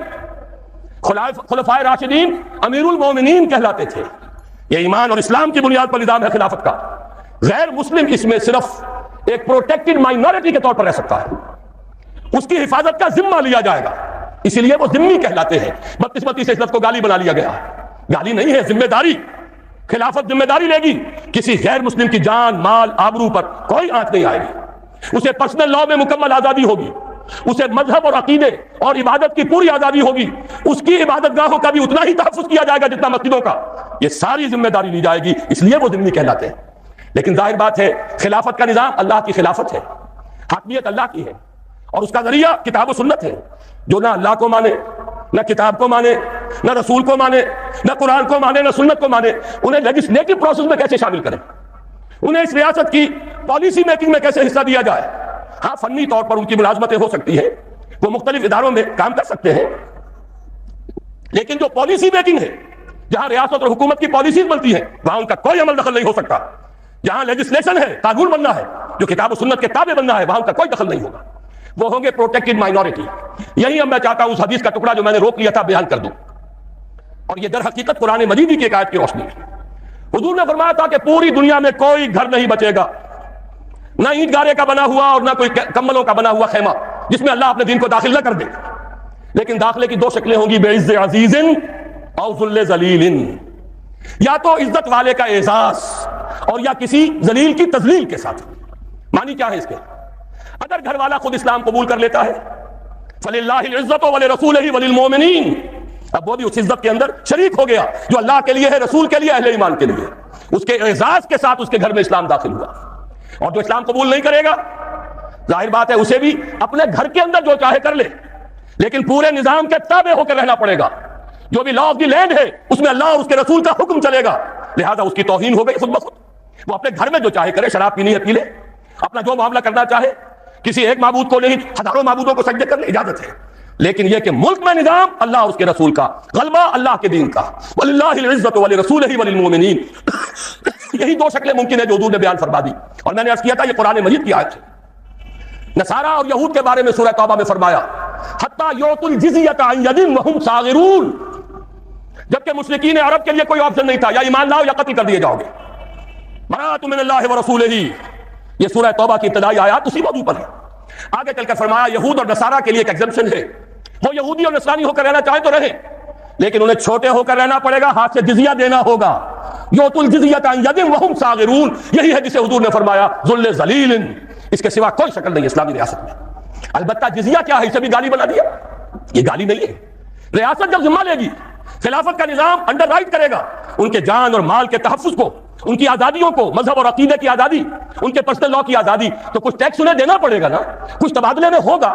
مسلمان زکات دیں گے، اگر عشری زمین ہے عشر دیں گے، خراجی زمین ہے خراج دیں گے، تو انہیں بھی کچھ دینا ہوگا کہ نہیں؟ بس یہ ان سے زکات نہیں ہوگی اور ان سے ہوگا ٹیکس، وہ ٹیکس ہے جس کا نام جزیہ ہے۔ جزیہ کسی کا جزا، بدلہ، یہ تو ایک در حقیقت مبادلہ ہے۔ حکومت جو کچھ خرچ کرتی ہے اس کا کچھ نہ کچھ حصہ آپ کو برداشت کرنا ہوگا، تو جزیہ جزا ہے۔ ذمہ وہ ہے جس کے تمام حقوق کی ضمانت خلافت کا نظام دیتا ہے۔ یہ ہے ایک علیحدہ معاملہ۔ البتہ یہ کہ جہاں تک خلیفہ کا انتخاب اور جو بھی قانون ساز آپ ادارہ بنائیں اس کے انتخاب کا معاملہ ہے، اس میں صرف مسلمان مرد اور عورتیں ووٹ دیں گی، اور صرف وہ مسلمان اس میں حصہ لیں گے، مرد، اس لیے کہ امورکم الی نسائکم، یہ محمد رسول اللہ کے فرمان کے خلاف ہے۔ عورتوں کے حوالے کچھ اور ذمہ داریاں ہیں جو اسلام نے کی ہیں، وہ میں بعد میں کروں گا۔ ووٹ دیں گی، اس لیے کہ حضرت عمر رضی اللہ تعالیٰ عنہ نے جو ایک کمیٹی بنائی تھی جس کے بعد کے تیسرے خلیفہ کا انتخاب ہوا، جس کے ذریعے سے اس میں حضرت عبد الرحمن ابن عوف نے مردوں سے بھی رائے لی، خواتین سے بھی رائے لی۔ رائے کی حد تک ہمارے پاس مثال موجود ہے، لیکن یہ کہ اس سے آگے معاملات مملکت، معاملات ریاست، یہ مردوں کے لیے ہیں، عورتوں کے لیے نہیں۔ اس اعتبار سے سمجھ لیجئے مسلمان مرد اور عورتیں مل کر خلیفہ کا انتخاب کریں، جو بھی مجلس ملی ہے اس کا انتخاب کریں، اس میں غیر مسلموں کا کوئی حصہ نہیں ہے۔ ان کے علیحدہ باڈیز ہو سکتی ہیں ان کے مسائل کے بارے میں جن سے رائے لی جا سکے۔ یہ ہے دوسرا نکتہ، مخلوط قومیت کی نفی۔ تیسرا نکتہ، خلیفہ کا انتخاب بلا واسطہ تمام مسلمان مرد اور عورتیں کریں گے، لیکن اس خلیفہ کا معاملہ وہ نہیں ہوگا جو پارلیمانی نظام میں ہے۔ خلفائے راشدین مشورہ لیتے تھے، مشورہ لینا فرض ہے، حضور سے کہا گیا شاورہم فی الامر، لہذا کون ہوگا جو اس سے مستثنیٰ ہو؟ لیکن یہ ووٹوں کی گنتی کا معاملہ کبھی نہیں رہا اسلام میں۔ خلیفہ راشد نے کبھی گنتی کر کے ووٹ لے کر اور فیصلے نہیں کیے، بلکہ یہ کہ خلیفہ کو پورا اختیار ہے۔ کتاب و سنت کی تلوار تو سب پر ہے، ویسے ہی خلیفہ کے سر پر بھی ہے، لیکن اس کے دائرے کے اندر اسے ایک معین مدت تک کے لیے، اگرچہ خلفائے راشدین کے ہاں یہ معین مدت نہیں تھی، وہ تعزیز خلفاء تھے، لیکن وہ شے ہم پر لازم نہیں ہے، معین مدت مقرر کی جا سکتی ہے، لیکن اسے اختیار دیا جائے۔ وہ یہ نہ ہو کہ ہمیشہ پارلیمنٹ کی اکثریت کا محتاج رہے۔ خاص طور پر ہمارے ہاں جیسے ہی اسمبلی آئی، جو بھی حکومت بناتا ہے وزیر اعظم، اس کی ساری توجہ اسی پر ہوتی ہے، کہیں یہ مینڈک پھدک نہ جائے، کہیں یہ گھوڑا کہیں جا کر بک نہ جائے، کچھ اسے دو، 50 وزیر بنا دو۔ یہ بھی رہا ہے بلوچستان میں، شاید اب بھی ہے کہ جے یو آئی کے غالباً اس میں بلوچستان کی اسمبلی میں صرف 6 رکن ہیں اور 6 کے 6 وزیر ہیں۔ یہ تماشے اس پاکستان میں ہو رہے ہیں، کیوں؟ ایک بھی ہٹ گیا حکومت ختم، چند مینڈک پھدک گئے حکومت ختم، چند گھوڑے بک گئے حکومت ختم۔ لہذا ساری توجہ اسی پر، کام کرے تو کیا کرے؟ کوئی نیک نیت آدمی ہو کوئی کام نہیں کر سکتا، اسے تو اپنی کرسی بچانے کی فکر ہو جاتی ہے۔ ہماری اس دنیا کے اندر بھی ایک دوسرا متبادل نظام ہے، صدارتی نظام ہے۔ وہ صدارتی نظام زیادہ قریب ہے نظام خلافت سے، اس لیے کہ وہاں کانگریس کی اکثریت کا پابند نہیں ہے۔ جو بھی صدر ہے امریکہ کا، اس کی اپنی مرضی ہے، اس کے مطابق وہ جس کو بھی وزیر بنانا چاہتا ہے سیکرٹری کہلاتے ہیں وہاں، ضروری نہیں کہ وہ کانگریس کا رکن ہو۔ جس کو سمجھتا ہے باصلاحیت ہے، فارن پالیسی میں جس کی نظر بڑی گہری ہے، مالیات میں یہ شخص بہت ماہر ہے، اور یہ اگر الیکشن لڑ کے نہیں آ سکا کوئی جرم نہیں ہے، یہ اس قوم کا فرد ہے، اس کی صلاحیتوں سے فائدہ اٹھانا قوم کے لیے ضروری ہے، لہذا اسے بڑے سے بڑے منصب کے اوپر فائز کیا جا سکتا ہے۔ آخر اسی دنیا میں وہ نظام بھی ہے۔ بہرحال وہ نظام خلافت، یوں کہنا چاہیے کہ صدارتی نظام بمقابلہ پارلیمانی نظام کے نظام خلافت سے قریب تر۔ نمبر 4، یہ صوبائی عصبیت اور اس میں جو شدت پیدا ہو چکی ہے، اور دوسرے یہ کہ صوبوں کو جو ہم نے مقدس گائے سمجھ لیا ہے یا سامری کا بچڑا، یہ صوبے جو ہیں، اور ان میں یہ عدم توازن پہلے بھی تھا۔ ایک صوبہ مشرقی بنگال، مشرقی پاکستان، مغربی پاکستان کی پوری آبادی سے زیادہ آبادی رکھنے والا، اب بھی ہے پنجاب، تینوں بقیہ صوبوں سے زیادہ آبادی رکھنے والا، اور صوبے برابر۔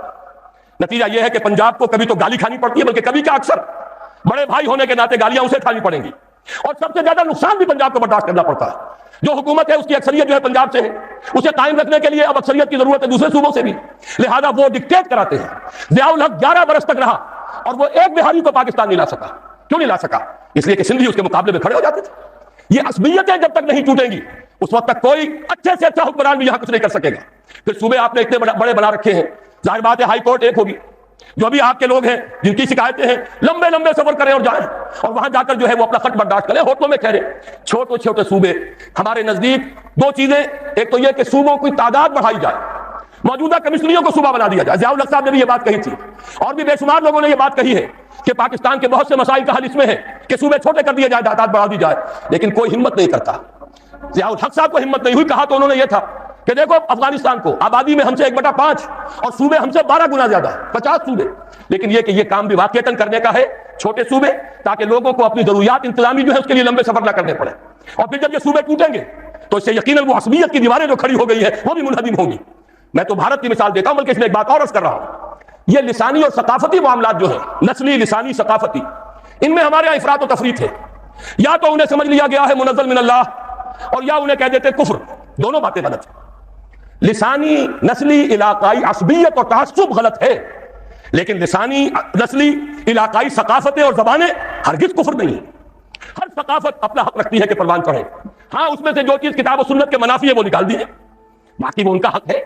ہر زبان برابر کی حقدار ہے کہ پروان پڑھے، کلمہ کے سوائے عربی زبان کے کوئی زبان مقدس نہیں، اور وہ بھی اس لیے نہیں کہ وہ عربوں کی زبان ہے، اس لیے کہ اس میں اللہ کی کتاب ہے، اللہ کا کلام ہے، اس میں اللہ کے رسول کے فرامین ہیں، براہ راست مطالعے کے لیے عربی زبان کا سیکھنا لازم ہے، ورنہ یہ ہے کہ اندھے کی لاٹھی جس کے ہاتھ میں چلی گئی وہ لے جائے گا۔ آپ کو جس نے جو بتا دیا قرآن میں یہ لکھا ہے، حدیث میں یہ لکھا ہے، آپ تو اس کے پیچھے چلنے پر مجبور ہوں گے۔ آنکھیں کھولیں، عربی پڑھیں اور دیکھیں کون کیا کہہ رہا ہے، قرآن اور سنت کے مطابق کہہ رہا ہے یا غلط کہہ رہا ہے۔ بہرحال عربی زبان اپنی جگہ، باقی لسانی ثقافتی جو فرق ہے ان کو مٹانا ہرگز مقصود نہیں۔ قبائلی معاملات رہے، ہاشمی ہاشمی رہے، اموی اموی رہے، تائی تائی رہے، غفاری غفاری رہے، ثقفی ثقفی رہے، یہ سب کے سب قبیلے موجود رہے۔ اس اعتبار سے ان دونوں چیزوں کا معاملہ جو ہے درست اسی طرح ہو سکتا ہے کہ ایک دفعہ ان صوبوں کے حصے بکھرے کر دیے جائے، اس میں لسانی اور ثقافتی یونٹس کو بھی سامنے رکھا جائے، کوئی حرج نہیں، کوئی خلاف کتاب و سنت نہیں، لیکن یہ ہے کہ اس سے دو طرفہ فائدہ ہوگا، یہ عصبیت ٹوٹ جائے گی اور یہ کہ لوگوں کو انتظامی طور پر سہولت حاصل ہو جائے گی۔ چھٹی چیز ہے، بلکہ پانچویں، سود اور جوئے کے کامل انسداد کے ذریعے معیشت کی تطہیر اور اس کی بجائے شراکت اور مضاربت کا صحیح شرعی نظام قائم کیا جائے۔ یہ وہ چیز ہے جو میں عرض کر چکا ہوں، ان میں سے ایک تو بہت آسان ہے۔ واقعہ یہ ہے کہ اس میں تو کوئی زلزلہ نہیں آتا، کوئی مشکل نہیں آتی، جوئے اور سٹے کو آج حرام کیا جا سکتا ہے بغیر اس کے کہ سرے منہ بھی کوئی فرق یہاں واقع ہو، کوئی مشکل پیدا ہو، فرق تو ہوگا، نجاست ختم ہو جائے گی، قرآن جسے کہہ رہا ہے رجس من عمل الشیطان، تطہیر ہو جائے گی، لیکن یہ کہ کوئی زلزلہ نہیں آئے گا کہ کوئی ہماری نظام معیشت کا وہ لازمی حصہ ہے۔ سود کے بارے میں مانتا ہوں زلزلہ آئے گا، لیکن یہ زلزلہ خوش آئند زلزلہ ہے، اور جب تک یہ زلزلہ نہیں آئے گا تدریجاً سود ختم نہیں کیا جا سکتا۔ جب ایک طرف آپ حرام کی دکان کھلی رکھیں گے اور حرام سستا مل رہا ہوگا، دوسری طرف حلال ہوگا اور وہ مہنگا ہوگا، عام آدمی لازماً پانی جو ہے نشیب کی طرف جاتا ہے، وہ حرام کی طرف راغب ہو جائے گا۔ حرام کا دروازہ بند کیجئے، اب سرمایہ کہاں جائے گا؟ گھر میں نہیں رکھا رہے گا، گھر میں رکھا رہے گا پگھل جائے گا برف کی طرح، گھر میں رکھا جائے گا ڈیویلویشن کے ذریعے سے، انفلیشن کے ذریعے سے کم ہوتا چلا جائے گا، لا محالہ اسے میدان میں آنا پڑے گا، اور میدان میں آنے کے دو ہی راستے ہیں، مضاربت یا شراکت، یا یہ کہ خود کام کرو۔ ہماری عظیم اکثریت تو انہی لوگوں پر ہے، اپنا سرمایہ اپنی دکان، تھوڑی پونجی ہے ریڈی لگا رہا ہے، اس سے بھی کم ہے چھابڑی لے کر اپنے سر پر پھر رہا ہے، زیادہ اکثریت تو ان لوگوں کی ہے، لیکن جو بہت بڑے بڑے لوگ ہیں کارخانے لگائیں شراکت کی بنیاد پر، جب کمپنیاں چلائیں مضاربت کی صحیح بنیاد پر۔ یہ لیبل جو ہے سود کے اوپر، یہ چاہے وہ پی ایل ایس ہے اور چاہے مضاربہ اس وقت جو ہو رہا ہے، وہ بہت بڑی جسارت ہے کہ سود کو مضاربہ کہا گیا ہے۔ یہ جتنے بھی نظام ہم نے اختیار کیے ہیں یہ در حقیقت کل کے کل سود ہے۔ ہر بینکر سے پوچھ لیجئے، لکھ کر تو نہیں دے گا اس لیے کہ سرکاری ملازم ہے، اس کے بھی بال بچے ہیں، وہ بھی میرے اور آپ کی طرح اللہ تعالیٰ پر اعتماد اور توکل نہیں رکھتا، اسے بھی تنخواہ کا سہارا ہے، لیکن یہ کہ پوچھ لیجئے فوراً کہے گا کہ یہ وہی سود ہے، صرف لیبل بدلا ہے۔ حقیقت میں سود کو ختم کریں گے تو اللہ اور اس کے رسول سے ہماری صلح ہوگی، مصالحت ہوگی، ورنہ اللہ اور اس کے رسول کے خلاف جنگ کرتے رہیے، عذاب پر عذاب کے کوڑے آئیں گے۔ اور کوئی عجب نہیں کہ وہ چھوٹا کوڑا جس نے 2 لخت کیا تھا، لیکن غنیمت تھا کہ مشرقی پاکستان ون پیس رہا، ایک ملک تو رہا، بنگلہ دیش ہے مسلمانوں کی اکثریت کا ملک ہے۔ وہ دور بھی گزر گیا جبکہ وہاں کسی نے یہ کہا تھا کہ اگرچہ بنگلہ دیش آبادی کے لحاظ سے سب سے بڑا مسلمان ملک ہے، but we won't like to be called a Muslim country, ہم یہ نہیں چاہیں گے کہ ہمیں مسلمان ملک کہا جائے، انا للہ و انا الیہ راجعون۔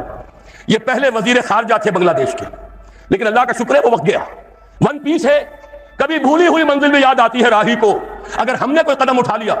یہ جنرل صاحب جو اپنا خون بہا کر آئے ہیں اس سرزمین میں، کیا جب کہ ہمارے اور فوجیوں کے اور جتنے لوگوں نے وہاں خون بہائے ہیں اور جن کے خون وہاں جذب ہوئے ہیں وہ رنگ لائے؟ رنگ لائے گی ہنا پتھر پہ گر جانے کے بعد، اور پھر وہ ملک کم سے کم ون پیس ہے، ون پیس باقی ہے، ون پیس واپس بھی آ سکتا ہے۔ لیکن یاد رکھیے اگر اللہ کے عذاب کا دوسرا کوڑا مغربی پاکستان پر برسا تو یہ ایک پیس نہیں رہے گا، اس کے کئی ٹکڑے ہوں گے، منصوبے بن رہے ہیں۔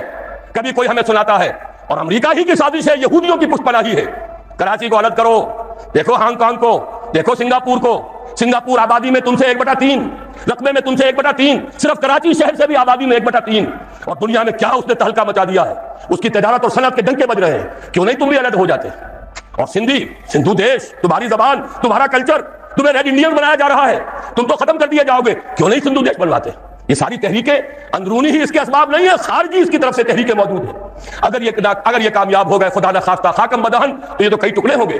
اور میں نے پہلے بھی کہا تھا، آج پھر سنا دینا چاہتا ہوں، یہ شہر لاہور ہے۔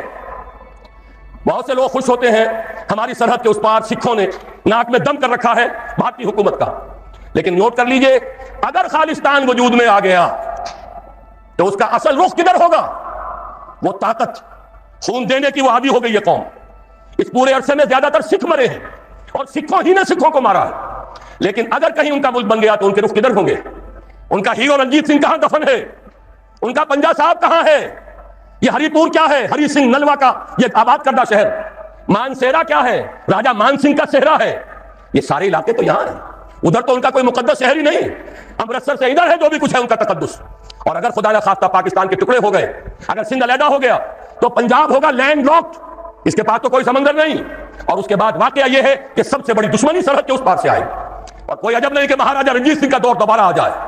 ذرا مسلمان یاد تو کریں، اسی شاہی مسجد میں استبل بن گیا تھا، مسجدوں کی سیڑھیاں یہاں قرآن شریف کے نسخوں سے بنائی گئی، خالصہ ان پر پاؤں رکھ کر چڑھتا تھا، مسجد میں جاتا تھا، اور گھوڑے بندھے ہوئے تھے۔ یہ دور کہیں لوٹ کر نہ آ جائے، شامت اعمال ماں کہیں اسی طریقے سے پھر دوبارہ ہم پر نازل نہ ہو جائے۔ لہذا دوڑو، زمانہ چال قیامت کی چل گیا، اٹھو مگر نہ حشر نہیں ہوگا پھر کبھی۔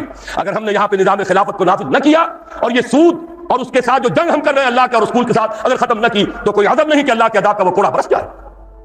چھٹی چیز بڑی اہم ہے، لیکن ذرا سا اس میں ایک علمی مسئلہ ہے، میں اس لیے اس بڑے جلسے میں وہ بیان کر رہا ہوں کہ میں یہ چاہتا ہوں کہ اب آپ کی اپنی زبانیں بھی کھلیں، آپ لوگوں سے بات کریں، آپ علماء دین سے پوچھیں یہ چیزیں حقیقت ہیں یا نہیں، اگر ہیں تو اب تک کیوں چھپا کر رکھی گئی؟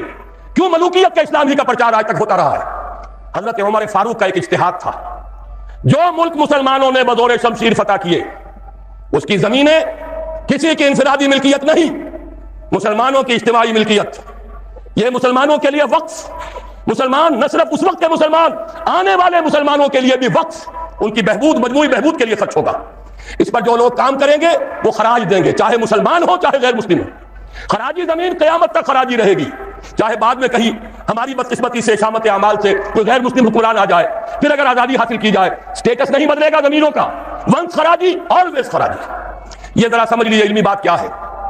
قرآن حکیم میں ایک حکم ہے انفال کا، مال غنیمت کا، یہ سورہ انفال میں ہے، 10ویں پارے کی پہلی آیت ہے، اور دوسرا حکم ہے اموال فے کا، یہ سورہ حشر میں ہے۔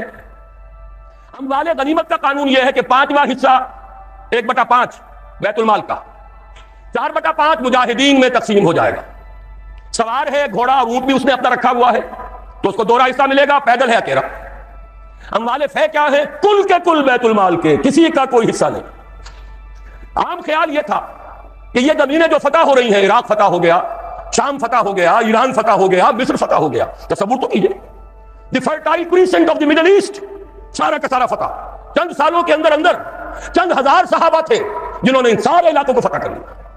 اب انہوں نے مطالبہ کیا کہ جناب یہ مال غنیمت ہے، ہم نے جنگ کر کے فتح کیا، لہذا یہ زمینیں تقسیم کر دیجئے، 5واں حصہ رکھ لیجئے بیت المال کا۔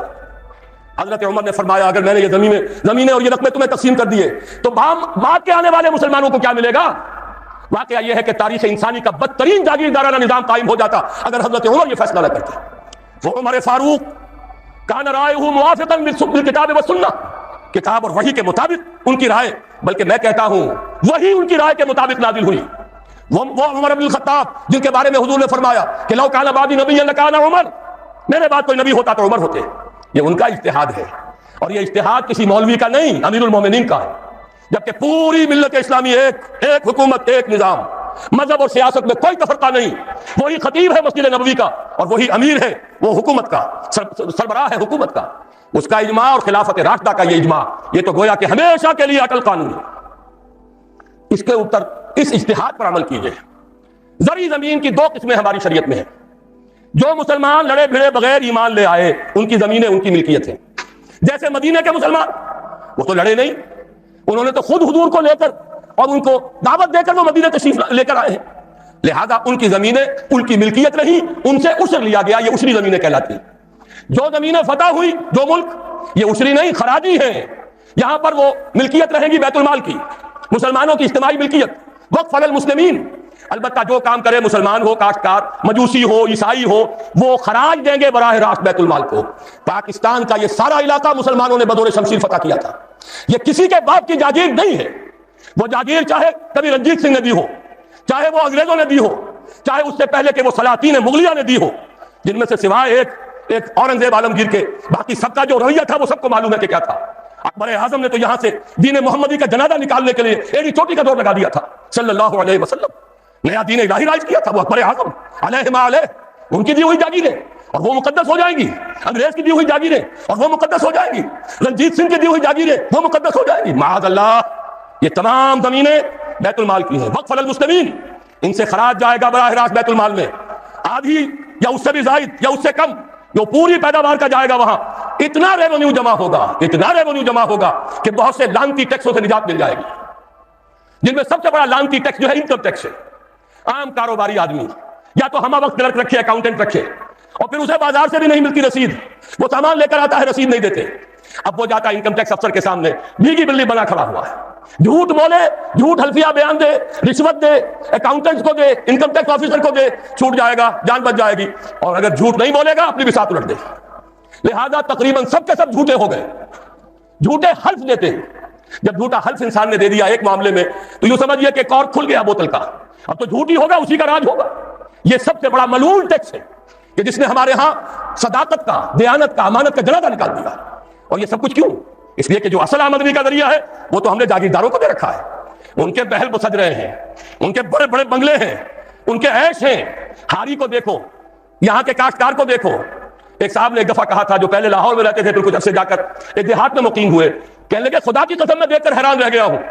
پنجاب کا دیہاتی کاشتکار خود نہیں نہاتا, ہفتوں اپنی بھینس کو ضرور نہلاتا ہے, لیکن خود نہانے کا کوئی تصور نہیں. وہ حیوان سے بدتر ہو کر زندگی گزار رہا ہے. یہی حال ہاریوں کا ہے.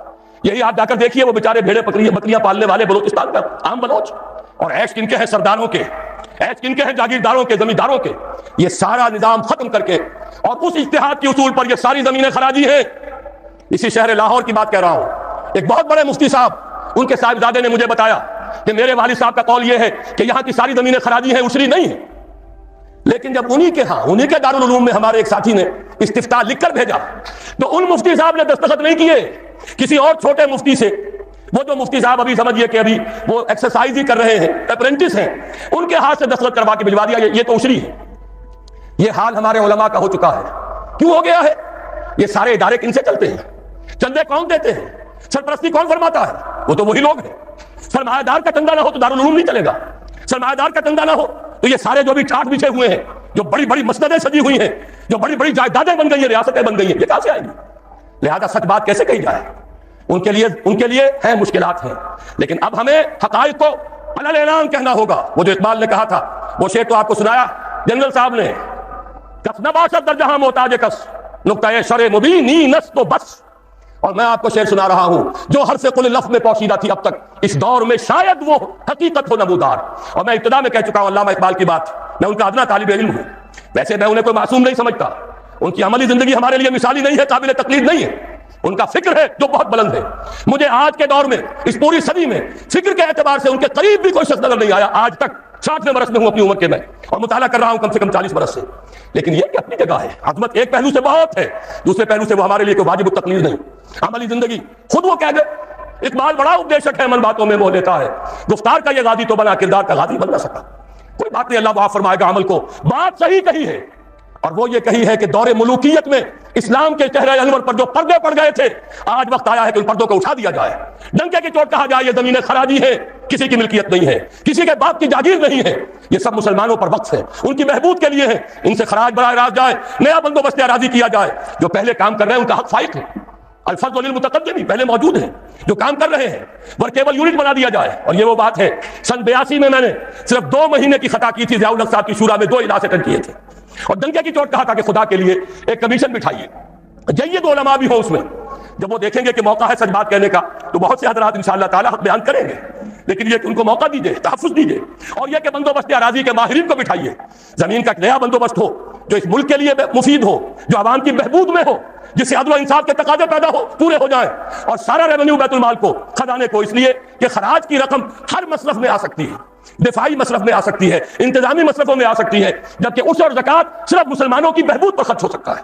لیکن خراج کا معاملہ یہ ہے کہ بہت سی چیزیں جس کے لیے ہمیں ٹیکسیشن کا سہارا لینا پڑتا ہے، وہ سب کے سب بھی ہم اس خراج کی رقم سے پورا کر سکیں گے۔ بہرحال یہ بڑا مشکل کام ہے، اس مشکل ہی کے لیے دعوت دینے کے لیے آپ کی خدمت میں حاضری ہوئی۔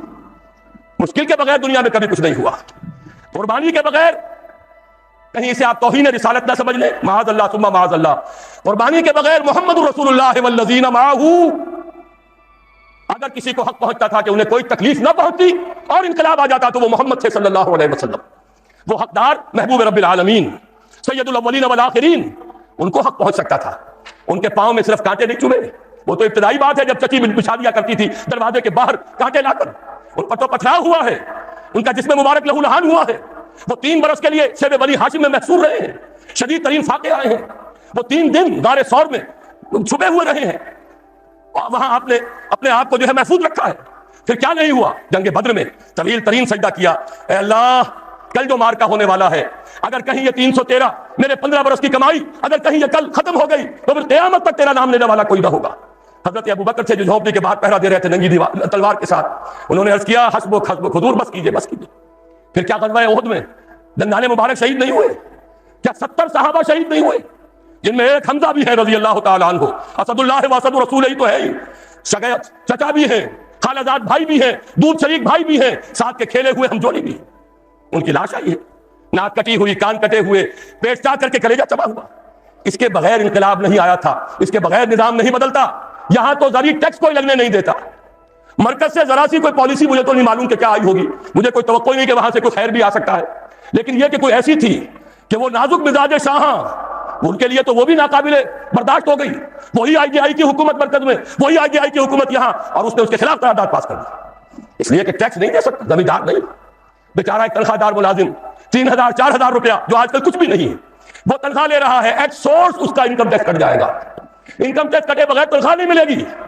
لیکن یہ کہ ان کے لیے کوئی ٹیکس نہیں، جو ٹیکس دینے کو تیار نہیں، جن پر ٹیکس نہ نواز شریف صاحب لگا سکتے ہیں، نہ بے نظیر لگا سکی، نہ بے نظیر کا باپ لگا سکا، نہ نواز شریف صاحب کے جو سرپرست تھے وہ لگا سکے۔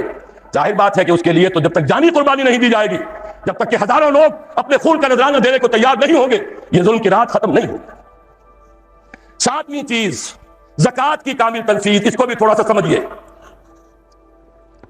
بہت بڑا مذاق ہم نے اڑایا ہے شریعت اسلامی کا، بینک ڈپازٹ پر زکوٰۃ لگا دی، بڑا تیر مارا، زکوٰۃ نافذ کر دی، گویا کہ دھوکہ دیا لوگوں کو۔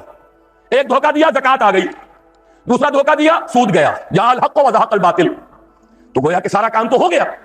لیکن آدمی دیکھ رہا ہے نہ میرے حال کے اندر کوئی تبدیلی آئی، نہ سرمایہ داروں کی سرمایہ داری میں کوئی کمی آئی، نہ غریبی اور احتیاج ختم ہوئی۔ ہسپتالوں میں جا کے دیکھیے کس طرح دھکے مل رہے ہیں، وہ تو جن کے پاس بڑی بڑی فیسیں دینے کے لیے پیسے ہوں وہ جائیں، جو بھی نرسری ہومز ہے بڑی سے بڑی وہاں پر جو فیس ادا کرے، غریب آدمی دھکا کھاتا ہے یا پانی لے کر آتا ہے، یا وہاں بھی لوٹ مار ہوتی ہے، پرچے لکھ دیے جاتے ہیں بازار سے جا کے دوا لے آؤ، اور اس میں سے بھی آدھی رکھ کر اسے آدھی استعمال کی جاتی ہے۔ یہ اس ملک میں ہو رہا ہے، جبکہ زکوٰۃ بھی آ گئی، سود بھی چلا گیا، جاء الحق بھی ہو گیا، زهق الباطل بھی ہو گیا، جبکہ کچھ بھی نہیں ہوا، دھوکہ ہی دھوکہ، فریب ہی فریب۔ صحیح کہا جنہوں نے کہا یہ سود کی نجاست میں سے ایک حصہ آپ نے لے لیا، 10% 15% سود دیا تھا، 2.5% لے لیا، سود کا چوتھا پانچواں حصہ لیا ہے، اللہ اللہ خیر صلی اللہ، نجاست ہی نجاست ہے، اس سے کیا خیر وجود میں آئے گا۔ ہاں کچھ مولوی خوش ہو گئے، کچھ مدرسوں کے وظیفے بن گئے، کچھ حقیقی اور کچھ مصنوعی دفتروں صرف رجسٹروں پر لکھے ہوئے مدرسے، ان کے لیے زکوٰۃ شروع ہو گئی۔ یہ ہوا ہے زکوٰۃ کی بدنامی کا دو طرفہ کام۔ زکوٰۃ حقیقت میں ہے کیا، اس کو سمجھ لیجیے۔ زکوٰۃ کے اعتبار سے بھی شریعت اسلامی کی روح سے مال جو ہے وہ 2 قسم کا ہے۔ جیسے زمین میں نے عرض کیا 2 قسم کی، خراجی عشری. ایسے ہی مال باطنی، باطنی، اموال ظاہری. کسی شخص نے گھر میں کچھ پیسہ رکھا ہوا پس انداز کر کے، یہ اموال باطنی ہے. کسی نے زیور رکھا ہوا ہے، چلیے سونے کی ڈلی رکھ لی ہے کسی نے، کسی برے وقت کے لیے، پتہ نہیں نوٹ جو ہے وہ تو دھیلے کے رہ جائیں، جیسے کویتی دینار ہو گیا تھا، کہیں ایسی آفت نہ آ جائے تو تھوڑا سا سونا لے کر رکھ لیں. یہ جو گھر میں چھپا ہوا مال ہے یہ اموال باطنی ہے. ان کی زکوٰۃ اسلامی ریاست نظام خلافت زبردستی نہیں لیتی، ورنہ تو گھر گھر جا کے جامع تلاشی کرنی پڑے گی، ٹرنک کھولنے ہوں گے، تکیے ادھیڑ کر دیکھنے ہوں گے کہیں کچھ رکھا ہوا تو نہیں ہے. اسلام کا نظام فطرت ہے. اموال باطنہ میں آپ کو آزادی ہے، زکوٰۃ دیں جسے چاہے دے دیں، آپ کا اور اپنے رب کا معاملہ ہے، وہاں حساب جا کے دے دیجیے گا. اموال ظاہری کی زکوٰۃ جبرن لی جائے گی. وہ کیا ہے؟ یہ مال ہے جو دکانوں میں ہے، اموال تجارت. یہ فیکٹریاں ہیں جن میں فنش پروڈکٹ بھی ہے، خام مال بھی ہے. یہ بھیڑ بکریوں کے گلے ہیں، ہزار ہزار بھیڑ اور ہزار ہزار بکریاں، اونٹوں کی قطاریں. یہ ہے جو ظاہر مال ہے، سامنے ہے، کہاں چھپا کر لے جائیں گے؟ گودام بھی ہے تو وہ گھر تو نہیں ہے، گودام کی تلاشی ہو سکتی ہے، دکان کا حساب لگایا جا سکتا ہے. فیکٹری کے اندر اس کی زمین، اس کی مشین، اس کے ٹولز ایگزمپٹ، اس پر زکوٰۃ نہیں ہے. لیکن جو بھی مال ہے اس میں وہ دو شکلوں میں ہوگا. یا خام مال ہے، کپڑا بنانے کا کارخانہ ہے تو دھاگا پڑا ہے اتنے کروڑ کا، تیار کپڑا ہے اتنے کروڑ کا، اس کا 2.5% دے دیجئے. مال ہے 5 لاکھ کا، دکان کے اندر 2.5% دے دیجئے، اموال ظاہر ہے. اور اس میں اس سے کوئی غرض نہیں کہ سال بھر میں آپ نے کچھ کمایا کہ گوایا. جب تک آپ نصاب کی حد سے اوپر ہیں، چاہے آپ کا اس سال میں آدھا مال گیا، 10 لاکھ کی مالیت تھی، اب آپ 5 لاکھ کے ہیں، لیکن 5 لاکھ پر بھی آپ کو 2.5% دینا ہے، چاہے کمایا ہو چاہے گوایا ہو. اور یہ ٹوٹل پر ہے، کسی اکاؤنٹنٹ کی ضرورت نہیں. جو تاریخ معین ہے جا کر دیکھیے کیا مال پڑا ہوا ہے، 2.5% حساب کر کے دیکھیے. اتنی رقم آئے گی. ابھی جو کہہ رہے تھے جنرل صاحب کہ یہ نعرہ بھٹو نے لگایا، یہ بالکل وہی بات ہے جو علامہ اقبال نے فرمائی ہے. مغربی تہذیب میں بھی ایک حصہ حق کا ہے، اگرچہ باطل نے اس کے اوپر پورا غلبہ حاصل کر لیا، لیکن حق کا حصہ اس میں بھی تھا. وہ کیا تھا؟ اوہام پر اپنی بات نہ قائم کرو. لا تقف ما ليس لك به علم ان السمع والبصر والفؤاد كل اولئك كان عنه مسؤولا. علم پر بات کرو، وہم پر نہیں، محض تصورات پر نہیں، محض توہمات پر نہیں، علم پر. موقف تمہارا علم پر قائم ہونا چاہیے. یہ بات تھی، انہوں نے لی، توہمات کو ختم کیا. کھول آنکھ، زمین دیکھ، فلک دیکھ، فضا دیکھ، مشرق سے ابھرتے ہوئے سورج کو ذرا دیکھ. لہذا سائنس بڑھی، ٹیکنالوجی بڑھی، آئی ان کے ہاتھ ترقی آئی. اسی طرح یہ سمجھ لیجئے روٹی، کپڑا اور مکان کوئی کافرانہ نعرہ نہیں تھا، یہ افراد کا بنیادی حق ہے. اور تاریخ انسانی میں پہلی مرتبہ عمر فاروق نے اس حق کا بیان کیا. اگر دجلہ اور فرات کے کنارے ایک کتا بھی بھوکا مر گیا تو عمر قیامت کے دن ذمہ دار ہوگا. کون مارکس ہے، کیا پدی اور کیا پتی کا چوربا، کون کوئی جدید تصورات دینے والے ہوں گے؟ یہ کل کی پیداوار ہے اور آج ختم ہو چکے. آج ان کے چہروں پر کالک بلی جا رہی ہے، آج ان کے مجسمے گرائے جا رہے ہیں. عمر فاروق کا فرمان، یہ محمد کے غلام اور ایک ادنا تربیت یافتہ سپاہی کا فرمان ہے، یہ تا قیامت قائم رہے گا. ہر شہری کی بنیادی ضروریات کی کفالت ہے جو نظام خلافت کے ذمہ ہے. اور اس میں تو جیسا کہ میں نے عرض کیا، اس میں تو حضرت عمر نے مسلمان نہیں کہا، صرف مسلمان نہیں، جانوروں تک بات پہنچا دی. اس کا مطلب یہ کہ غیر مسلموں کا بھی حق ہے. اس لیے کہ حضرت عمر ہی نے ایک مرتبہ دیکھا تھا، کسی صوبائی دارالحکومت کے دورے پر گئے تھے، کوئی ایک بڈھا غیر مسلم غالباً مجوسی تھا، وہ کچھ خیرات مانگتا پھر رہا تھا، بہت بوڑھا ضعیف. وہاں کے عامل سے حضرت عمر نے پوچھا یہ کیا معاملہ ہے، یہ خیرات مانگنے پر کیوں مجبور ہو گئے؟ انہوں نے کہا غریب ہے اور اس کے پاس کوئی ذریعہ نہیں ہے. فرمایا یہ بڑا ظلم ہے کہ جب یہ جوان تھا، کماتا تھا، ہم اسے جزیہ لیتے تھے، اور آج اگر یہ بوڑھا ہو گیا ہے اور اس کا کوئی والی وارث نہیں ہے تو ہم نے اسے سڑکوں کے اوپر بھیک مانگنے کے لیے چھوڑ دیا. اس کا بھی وظیفہ مقرر ہو جائے گا. یہ ذمہ داری، یہ کفالت عامہ ہر شہری کے لیے. اور یہ جان لیجئے تجارت میں اور صنعت میں یہ سارا فساد جو اس وقت ہے وہ اس وجہ سے ہے کہ عام آدمی، عام کسان، عام مزدور مجبور ہے کہ سرمایہ دار اور جاگیردار کی طرز پر کام کرے. نہ کرے گا تو کیا کرے گا؟ ٹریڈ یونین بنا لیجئے، وہ بھی جیبی ٹریڈ یونین بنا لیں گے، ان کے اپنے ایجنٹ ہوں گے. اب لڑیے، خون کس کا جائے گا؟ مزدور ایک دوسرے سے ٹکرائیں گے، کچھ حاصل نہیں. اسلام نے کیا نظام دیا ہے؟ آپ غریب کو ضمانت دے دیجئے، اگر تمہیں صحیح ویج نہیں مل رہی، تمہیں صحیح مبادلہ نہیں مل رہا اپنی محنت کا، مت کام کرو. تمہیں بھوکا نہیں مرنے دیا جائے گا، تمہاری بنیادی ضروریات کی کفالت ریاست کرے گی. اب ہوئی برابر کی چوٹ. اگر کارخانے دار کہہ سکتا ہے کہ اگر آپ کو یہ چیز منظور ہے کام کیجئے ورنہ جائیے، سب مزدور چلے جائیں گے، میں لاک اپ کر دوں گا، کارخانہ بند کر دوں گا. لیکن یہ کہ مزدور اس وقت یہ نہیں کہہ سکتا، وہ تو کہے گا جناب اسی تنخواہ پر کام کروں گا. اس لیے کہ ایک دن کام نہ کرے شاید بچ جائے، 2 دن کام نہ کرے بچ جائے، تیسرے دن فاقہ آئے گا، اس کے پاس کھانے کو نہیں ہے. لیکن اگر معلوم ہو میری ریاست خلافت اللہ فی الارض، وہ ضامن ہے، وہ رب العالمین ہے، اور اسی کی رب العالمین کا یہ مظہر ہے نظام خلافت. رحمت للعالمین کا سب سے بڑا مظہر محمد رسول اللہ کی یہ نظام خلافت، یہ ضامن ہے، یہ مجھے بھوکا نہیں مرنے دے گا، یہ میرے بچوں کے لیے کوئی نہ کوئی چھت ضرور فراہم کرے گا، تو پھر اس کے پاس بھی بارگیننگ پاور ہے، وہ بھی قدم جما کر بات کرے گا کہ جناب یہ بیچ دیتے ہیں تو کام کروں گا ورنہ نہیں کروں گا۔ یہ ہے جو آسان ترین حل ہے۔ باقی یہ کہ جبر کیا تھا روس نے، اس کا حشر دیکھ لیا، اور سرمایہ دارانہ نظام اس وقت تو بڑا خوش ہے، اس کے ڈنکے بج رہے ہیں، اس کی فتح ہو گئی، سب سے بڑا دشمن سرنگو ہے، وہ تو سجدہ کیے ہوئے ہے۔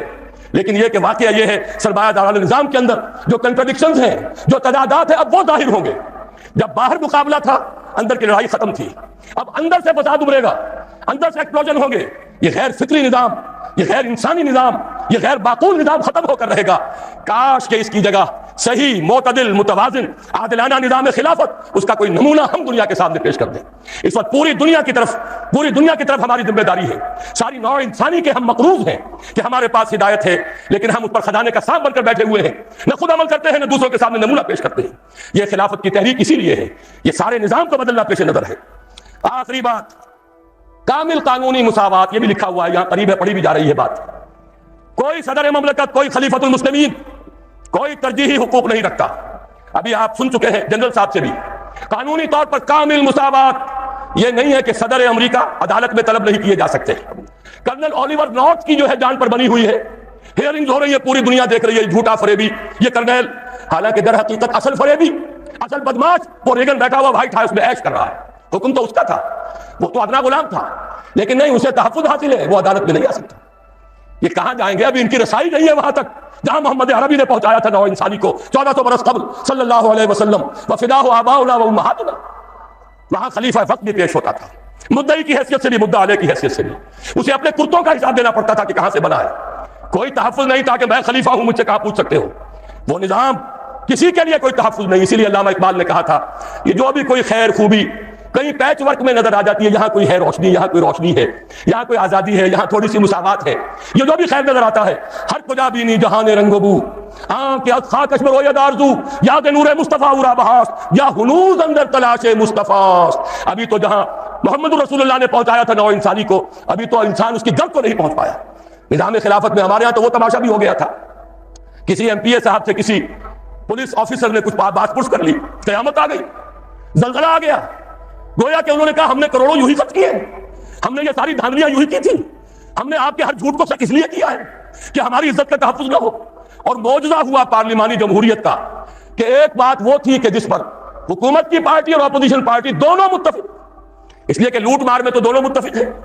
لوٹ مار کا حال تو یہ ہے کہ کہا جاتا ہے کہ بیوی کیا کر رہی ہو، کیوں یہ گندے کپڑے باہر لا کر دھونے شروع کر دیے، اپنے ساتھیوں کو دیکھو ان کا بھی یہی حال ہے۔ یہ نہیں کہا کہ ہم پاک ہیں، یہ کہا کہ اگر ہم ناپاک ہیں، اگر ہم نے لوٹ مار کی ہے تو تمہارے ساتھی بھی لٹیرے ہیں۔ گویا کہ نصف لی و نصف لک وہذا قوم جاہلون، کیوں یہ پردے اٹھا رہی ہو؟ یہ معاملہ در حقیقت اس نظام کے اوپر سب سے بڑا طنز جو صوبے کے سب سے بڑے ذمہ دار آدمی کی زبان سے نکلا ہے، وزیر اعلیٰ پنجاب، کہ بیوی کیا کر رہی ہو؟ تو اپنے آدمیوں کو بھی دیکھ لو، یہ ساری لوٹ مار انہوں نے بھی کی تھی کہ ہم ہی نہیں ہیں۔ سنتے ہیں اگلے زمانے میں کوئی میر بھی تھا، سب نے تم نے یہی کام کیے ہیں۔ اسلام میں کوئی تحفظ نہیں، قانونی مساوات، خلیفہ وقت بھی آئے گا عدالت میں، مدعی کی حیثیت سے آئے گا، اور اگر قانون اسلامی کے مطابق گواہی پیش نہ کر سکا اس کا دعویٰ خارج ہو جائے گا۔ علی مرتضیٰ رضی اللہ تعالی عنہ مدعی، قاضی شریح قاضی پوچھتے ہیں کہ یہ زرہ آپ کہتے ہیں کہ آپ کی ہے، یہودی کے کسی کے ہاں سے برآمد ہوئی ہے، بتائیے آپ کے پاس گواہ؟ فرمایا میرا بیٹا ہے حسن، میرا غلام ہے۔ قاضی فرماتے کہ نہیں جناب، شریعت اسلامی کی روح سے بیٹے اور غلام کی گواہی قابل قبول نہیں، کوئی اور گواہ ہے؟ فرمایا نہیں، دعویٰ خارج۔ کوئی شخص، قاضی شریح تو خیر بہت بڑی شے ہے، کوئی بات کا عام مسلمان بھی حضرت علی کے بارے میں یہ گمان کرے کہ وہ جھوٹ بول سکتے تھے تو ایمان کے لانے پڑ جائیں گے، ایمان ختم ہو جائے گا۔ کیا وہ جھوٹے مدعی تھے؟ ہرگز نہیں۔ لیکن قانون ہے، قانون میں سب برابر ہوں گے، یہ ہے وہ مثال کے جو دی گئی ہے۔ البتہ اس میں ایک اندیشہ ہوتا ہے کہ کچھ شریر لوگ کئی خلیفہ وقت کو مقدمے بازی ہی کے اندر گھیرے رکھے، اسے کوئی کام کرنے کا موقع نہ دے۔ اس کے لیے تعزیرات ہیں، جس کی سب سے بڑی مثال، اگر کوئی شخص کسی دوسرے شخص پر زنا کا الزام لگائے اور اگر ثابت نہ کر پائے تو اگر وہ زانی یا زانیہ غیر شادی شدہ ہے تو اس کے 100 کوڑے لگتے، اگر ثابت ہو جاتا تو یہ جس نے الزام لگایا اور ثابت نہیں کر سکا اس کو 80 کوڑے لگیں گے۔ تیار ہو، آ جاؤ، لگاؤ الزام۔ ایسی ہی تعزیر جو ہے معین کی جا سکتی ہے۔ کہ جو لوگ غلط کوئی مقدمہ قائم کریں گے، غلط الزام لگائیں گے خلیفہ وقت پر، اس کو یہ سزا ملے گی۔ اب جو رسک لے سکتا ہے آئے میدان میں، قانونی تحفظ نہیں ہے، البتہ یہ کہ اس قسم کی تعزیرات کے ذریعے سے اس معاملے کو ایک حد سے کے اندر رکھا جا سکتا ہے۔ السلام علیکم سامعین، آپ لوگ ڈاکٹر اسرار احمد صاحب کے اور بیانات سننا چاہتے ہیں تو ہمارے چینل کو سبسکرائب ضرور کرتے ہیں۔ اعوذ باللہ من الشیطان الرجیم، بسم اللہ الرحمن الرحیم، انا اعطیناک الکوثر فصل لربک وانحر ان شانئک هو الابتر، صدق اللہ العظیم۔